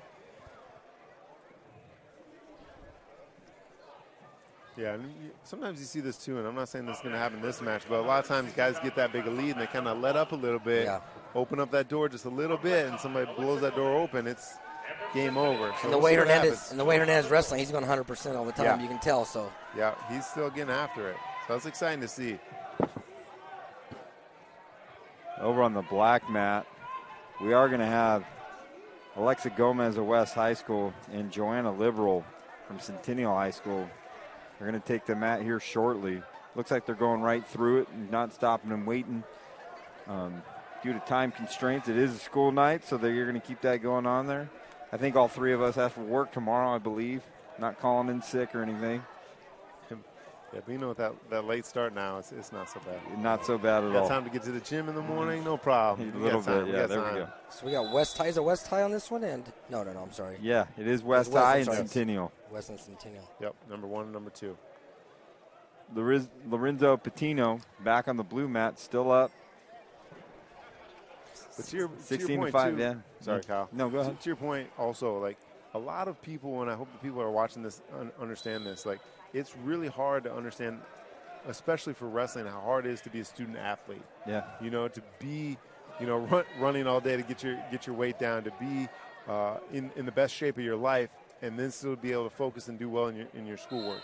It's a hard thing, and I admire all these athletes that are out here tonight. They're, not only doing, not just okay in classes, but some of these kids are doing outstanding. And Liberal huge takedown on mat 1. And that's Liberal at Centennial High School is looking to kind of end it right here. And to your point, Mr. Weary, I mean, we talk about this all the time. Athletes are held to higher expectations. There's a certain athletic code that we follow within the Kern High School district that there's a higher standard that goes on there. And so when you decide to join a team and you decide to be part of that, there's more expectations. There's hard work. There's grades. There's your code of conduct is a little bit stricter on there. So those are all the things they got to take into consideration. And as you and I, you're in the dean's office some of the day. I'm an administrator there. We deal with those things all the time. Athletes, we hold them to a higher expectation because they represent our school and represent the brand. Yeah, there's Patino. East High picks up their first guitar right there, which is nice. Nice Lorenzo Patino. Congrats to Lorenzo Patino of East Bakersfield High School with a pin, and a guitar is going to East High. I'm going to take Golden Valley on the next one over here. I'm going with you guys. As you should. Okay. He gets a forfeit, so just so you know. He's worked extremely hard. Yeah. And I will tell you. Look at Liberal over here. Liberal. Ooh, Ramon Sendejas is a great kid. I will tell you that. Ramon Sendejas with a guitar. And then we got Miss Liberal with her own guitar. Joanne from Centennial picks up the pin with the cradle. There we go. And I will tell you, Ramon Sendejas is a great kid. And I know he went out there, but he's just, Brad, we could say this. I know you have quality kids at Highland that you work with on a daily basis, and look at that. But, we've taken getting to know some of our kids at Golden Valley, and, we're very partial, very brag about them, just really quality kids. Work hard. Here's the match you were talking about earlier. Remember Jalissa Perez from Miramonte coming up? Yep. She's the one that went out right after that headlock, and she's going to be wrestling Alondra Martinez from West, who was just really physical and ended up getting that pin there on the girls' side at 170 pounds. Yep. You're going to see Jalissa Perez. You talked about, I think one thing that stood out with her as we go over to the black mat is that kind of sneaky athleticism that she has at the 170 pounds that go on there. And I think she's going to be getting right at it. And I'm going to say this. I'm going to see Miramonte or West High get a new school, get a guitar on there would be a great thing to have on there. As the guys are getting started over here in their matchup, we have Brock Rios of Frontier, Xavier Gonzalez, their first match of the night that they're going to get out there, and they're wrestling at 182 pounds. Yeah. That Brock looked like he really got after right there. He's going to fill out to be a big kid. You can tell how tall he is. And hey, do you know anybody named Brock that isn't? Yeah, exactly. Right. Yeah. Come on. Yeah. Your best friend, 1998 national championship. Stephen Neal of Cal State Bakersfield taking out Brock Lesnar, the University of Minnesota. Minnesota. I got that right there. Yep. All right, I want to make sure I get that right on there. Here you go. Let's see if she goes to that headlock right here, Jalissa. Well, it's always in the back pocket. Those kids that know how to hit that. They've always got it there if they need it. Here it comes. She's setting her up. There's the head. Here comes the left arm. Look. Yep. She's putting it up. She's going for it. Brock Rios with 2 points over at Frontier. He's able to get some, and we're going to kind of go back and forth between these two matchups, get a little taste of both of them. Jalissa loves, you can tell she's a right-handed. She puts her right hand on that head, and that left hand's going to drag, and she's going to try to hit it. Yep, she's just looking for an opening now. If she can set Here it it up. comes. There it is. And good job, Alondra, right there. She knew it's coming. Half. She's coming. Half. She's going half. That is she's going there. The thing with the headlock, live or die by it. Yeah, exactly. Live by the gun, die by the gun. That's what she's doing. Yeah, this time it didn't pay off for her. She's And now she's down 2-0. Brock Rios got his opponent all in trouble over there on that side. Yeah, Brock Rios is looking to get that. Xavier pin. Xavier Gonzalez. Whoa. Got Arvin twisted up. Made a mistake over here on mat 1. She's trying to muscle it over and put herself in bad position. Now they're back on their feet. So now we're 2-1. Brock Rios is trying to sink that down all the way as much as he can. Get that head into the shoulder. Yeah, he needs to get his head act up. like I know what I'm talking. I don't know what I'm sounded talking good. about. It's good. Get on there. Yeah, right. No one's watching and that Brock side. Rios with 0.3 of a second left is able to get the pin, and Frontier gets another guitar. Congrats to Brock Rios. Did a good job.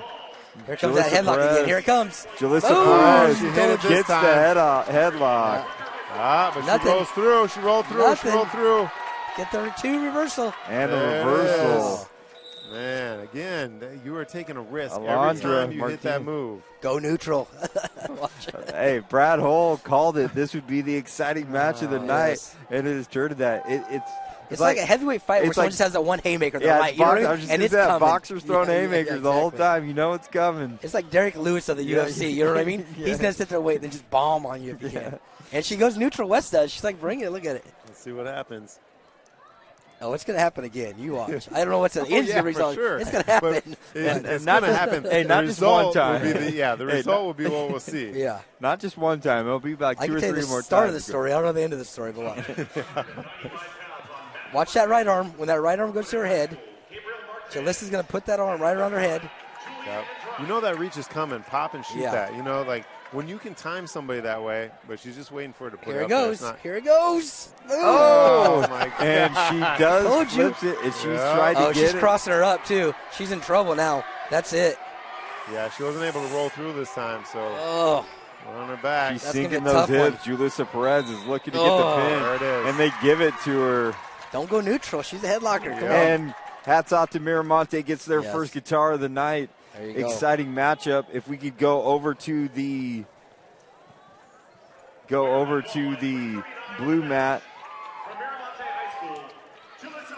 We have Gabriel Marquez and Julian Andrade from West High School. Like to see West High get their guitar, get a number of schools getting a guitar, be a part of this wonderful experience. But I am going to, when the girls get going on the black mat, we're going to go right over there.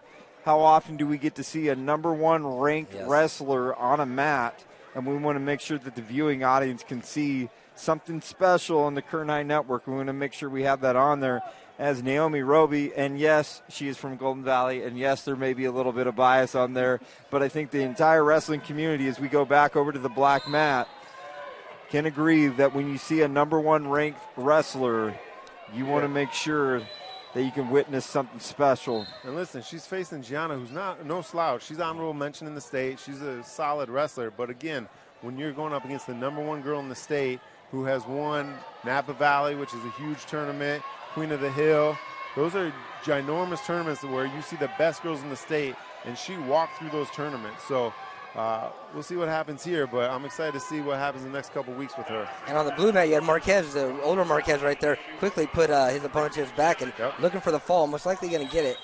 Yeah. Ooh, and it's getting physical over here on the black mat. And there's a fall for Marquez on the blue mat. Pick up a guitar. Yep. Marquez Foothill High School is able to get a guitar. First round pin. But you brought up all those tournaments, Napa Valley. We've heard of those, Queen of the Hill, all of those. Napa Valley, she went against the previously ranked number one. Yep. And within seconds is pinning her. So she is focused. She's ready to go. She hasn't wrestled in a few weeks, I will tell that to you. It's been a little while, so there's a little rust. Oh. Man, that was a great takedown. There's your flexibility, right? Yeah, look takedown. bad. Yeah. Naomi gets 2 points. She's going right to that power half, it looks like. She's going to come back over. And you want to talk about someone who's super athletic, really strong, plays volleyball, finished 4th in the state last year, state wrestling tournament. Naomi is determined, is focused, good grades, just overall great kid. Yeah. And she's really great from the top position. She's good about, putting her weight where it needs to be. You can see it right here. Right here. Turning it over. She's number got 28 one seconds in the state, Naomi Roby. And I think this is going to wind up in a pin. And using her athleticism and her strength, she is trying to close it out. And it is not a good position for Ridgeview High School. As number one in the state of California, Naomi Roby is closing in 10 seconds. Can she hold on? The ref's not even down there to call the pin, so I don't think she's gonna get it on this one. She's got to earn it. And not this one. And they're going to give 3-point near fall. I think the towel guy there. He took a fall. Yep. 2 takedown by the mat. The mat wins that one. Gianna Chavez put up a good fight right there, but Naomi Roby. Naomi's so good she's taking down the guy calling the time. You know what I mean? Like a flying duck or something. I don't know what she did. On the blue mat while this is going on, you got Nathan Hernandez of Miramonte High School going against Bradley Taylor of Stockdale High School. We watched Bradley earlier. He had a good first match. Here comes Naomi. There's that athleticism. Man.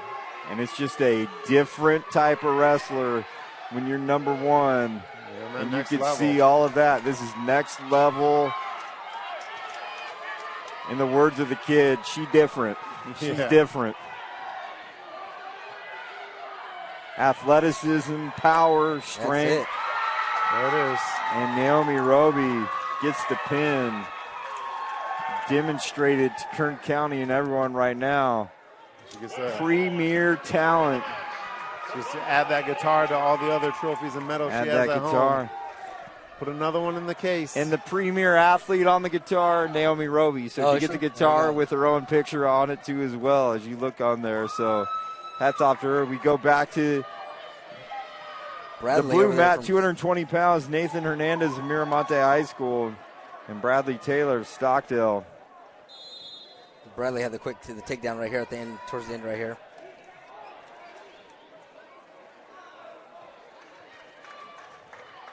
And the other one, Aaron Weary talked about, heavyweight for the girls. Yeah, Skylar's coming up. Skylar Bruno from Golden Valley, ranked number 4 in the section at heavyweights. Placed 7th at Napa. And Brianna Alvarado is ranked number 2 at 189. So, again, she's wrestling up a weight from where she's ranked. So, you know, Brad, you know how this goes. Trying to dodge that state champ right there. I didn't say that, but you did, so let's talk about it. But I'll say it. I'll say it. I'll say I'm trying to win a guitar, all right? What are you talking about? Yeah. Hedge your bets. Come on. Yeah, I don't have no problem with that. Yep. If I was wrestling, I'd try to go boys 145 and, you know, and just weigh in. But I will say this to that point where, you know, we talked about, you know, Naomi hasn't wrestled in a while, and it, you know, that term comes out, you're dodging, you don't want to do that. But next weekend, guess what? There's no more dodging. Nowhere to run. There's nowhere to run next week. It's all business when we get into the postseason next week. And, absolutely. And now the that best this weekend they're going to meet up going. or no? They're in different areas or something like that or no? No, They meet. up. So everybody's at one. I know they could do divisions now. So I'm saying, is there everybody's in the same division for area? For I've been out August, those two will be in just the because same. the schools are at. Okay. Yep. I've been out of the game so long. I know that was before pre-divisions, and now I don't know how they all get cut up or going to where. Yeah, but then they all meet back up at the Masters. Is that what they do? Yeah. Yep. It has changed, and that's given some opportunities to some kids that, you know, smaller schools or whatever might not have those opportunities. So it's a good thing. You know, back home in Iowa, we've, you know, even the state meet, you know, we've always had that. So yeah. Bradley Taylor with 2-point takedown. He's extending his lead 4-0. 1:20 left to go in this. I think they're going to wait for both heavyweight matchups to go on at the same time. Good for Bradley Taylor. Stockdale trying to bring home their guitar that they have on there, which would be a good thing. A lot of different schools bringing them home. And this might be another example where Bradley had that first match under his belt. You know what I mean? To where Nathan, on the other hand, hasn't wrestled at all. This is his first match, and Bradley kind of got after it, and he's already winning this one 4-0. So.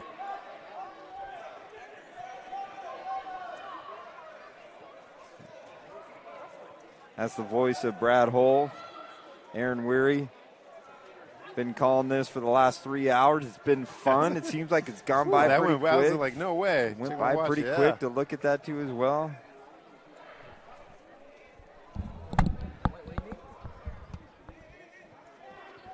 This is a fun matchup we're going to look at. Bradley Taylor.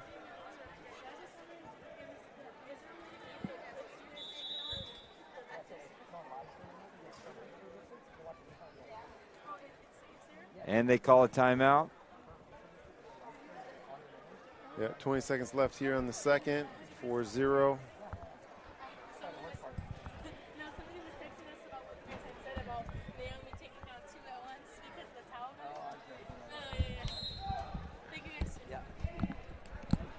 Getting some crowd responses here. Apparently, our play-by-play is going over well on the live stream. All three of our viewers, you know what I mean, have called in and sent tweets. You know.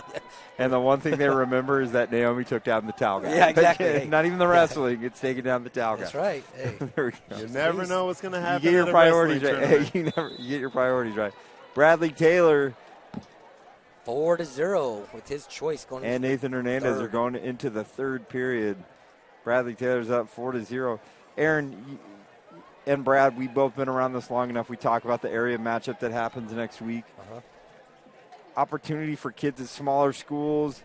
Some may not qualify for the state, and some may do really well at tournaments like that. And why something like this is we're going to have some people get a guitar that may not go into state, but it's something they can remember their high school wrestling experience by, and kind of a competitive thing when they get something so cool. It ramps it up a little bit. So these little tournaments, maybe not get ready for the state, but it's something they can remember their high school experience and what it's about to as well. Big takedown right to his back on mat 2.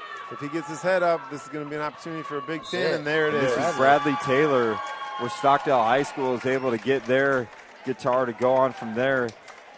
And Bradley Taylor takes down Nathan Hernandez. And now, I will say this, I've said this in every broadcast, my favorite match of the day are the heavies that we go on there.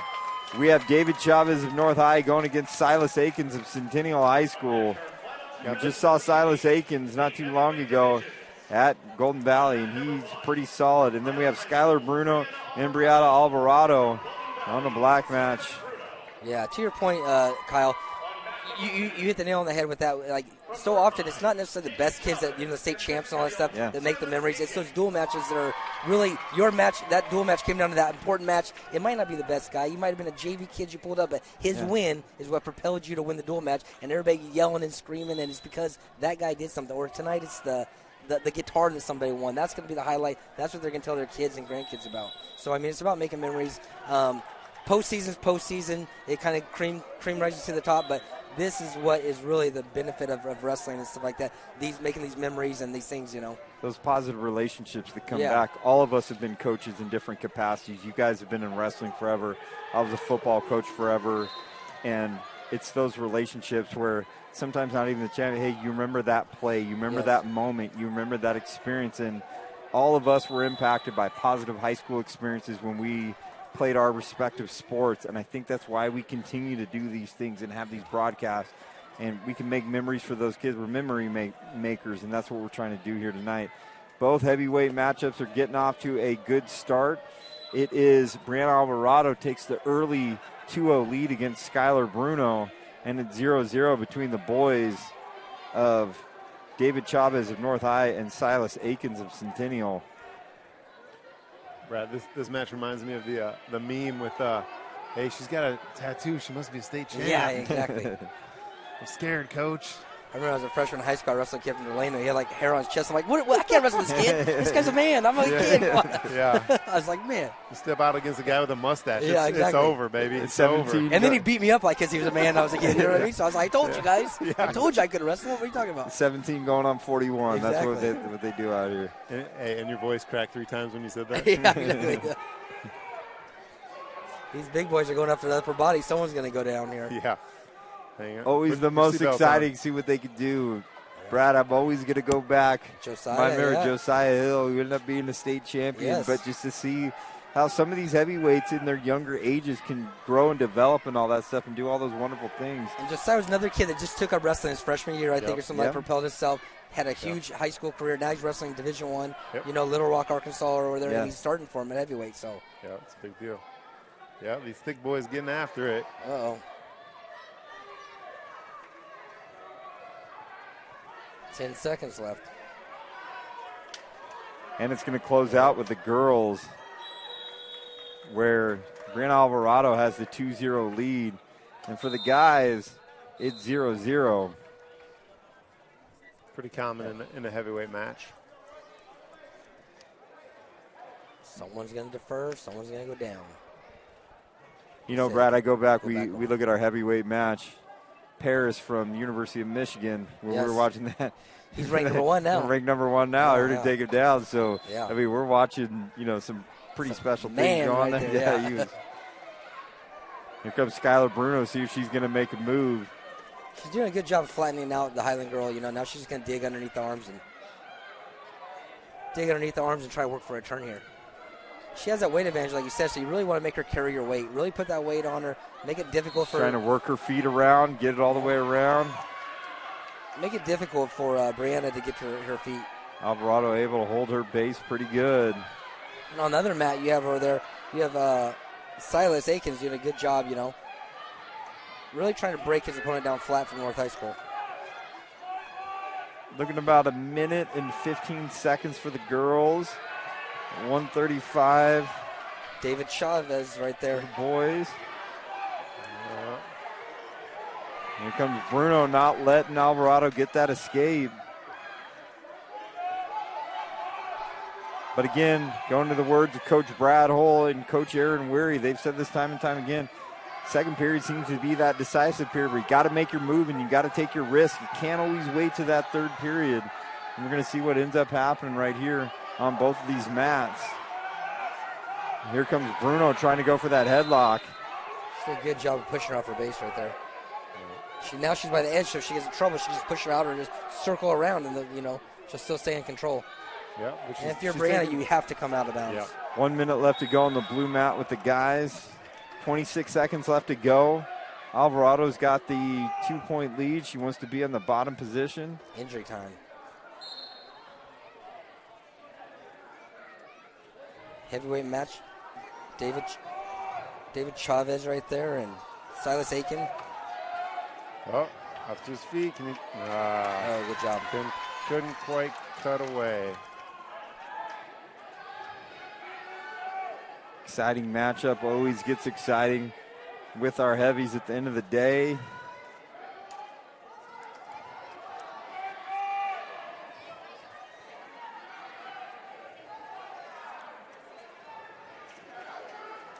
Coach Brian Bruno, proud papa watching his daughter. She's nearing the end of her senior season. He's enjoying every moment with that. Coach Camino's been out there too as well. He's enjoying his moments. 10 seconds left to go on the blue mat with the guys. 20 seconds left to go on the black mat with the girls. Exciting match for the guys. Here we go. Up to his feet. Cut away, cut away, cut away. Oh, no, couldn't do it. So close. Bell goes off on the blue mat. Still We're going to finish 0-0. off on this one. Julian's done a great job going back and forth. We're trying to get a little love for both ones at the end. Not the perfect situation, but we're trying to be fair and all this stuff too as well. So 2-0 right now, Alvarado. Yeah, it's tough. 0-0 over there with Chavez. Chavez now is going to be on top, I believe. Yep. I believe that singlet looks See so much the same. Silas Aikens look like he's going to take the escape.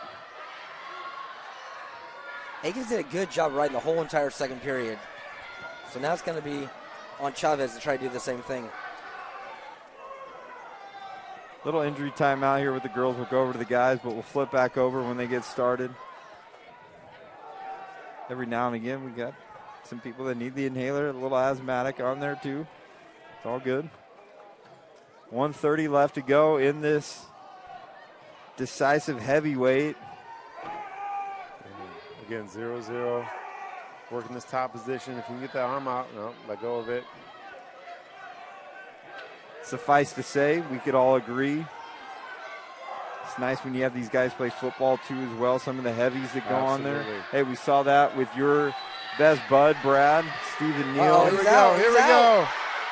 He's out. 1-0 with a minute left. Lots of time. One takedown wins it. Yep. Now we're going to have some action. Exciting and some matchup. And some shots to the head. Yeah. Watch him give him a penalty point. He's going to do it. Is he? Let's see. No, he's just going to talk to him. Yeah. I'm going to coach him up a little bit. Yeah, exciting over here in the girls matchup. Alvarado kind of take control of Bruno, and she's getting on top of Bruno, getting on a near fall. And you guys gave her a hard time for bumping up, going for a guitar. Jeez, See? there Come we on. go. There it is right there. Not giving her a hard time, just telling it like it is. Good matchup right over here. We're going to go back to this exciting matchup. Oh, and there is a nice. takedown, and they're going to go 2 points. That's going to go right down. Silas Aikens. Silas Aikens is looking to end this. He wants to end this. He wants to turn that over. Yeah. Hey, just ride it out right here. 20 seconds to go.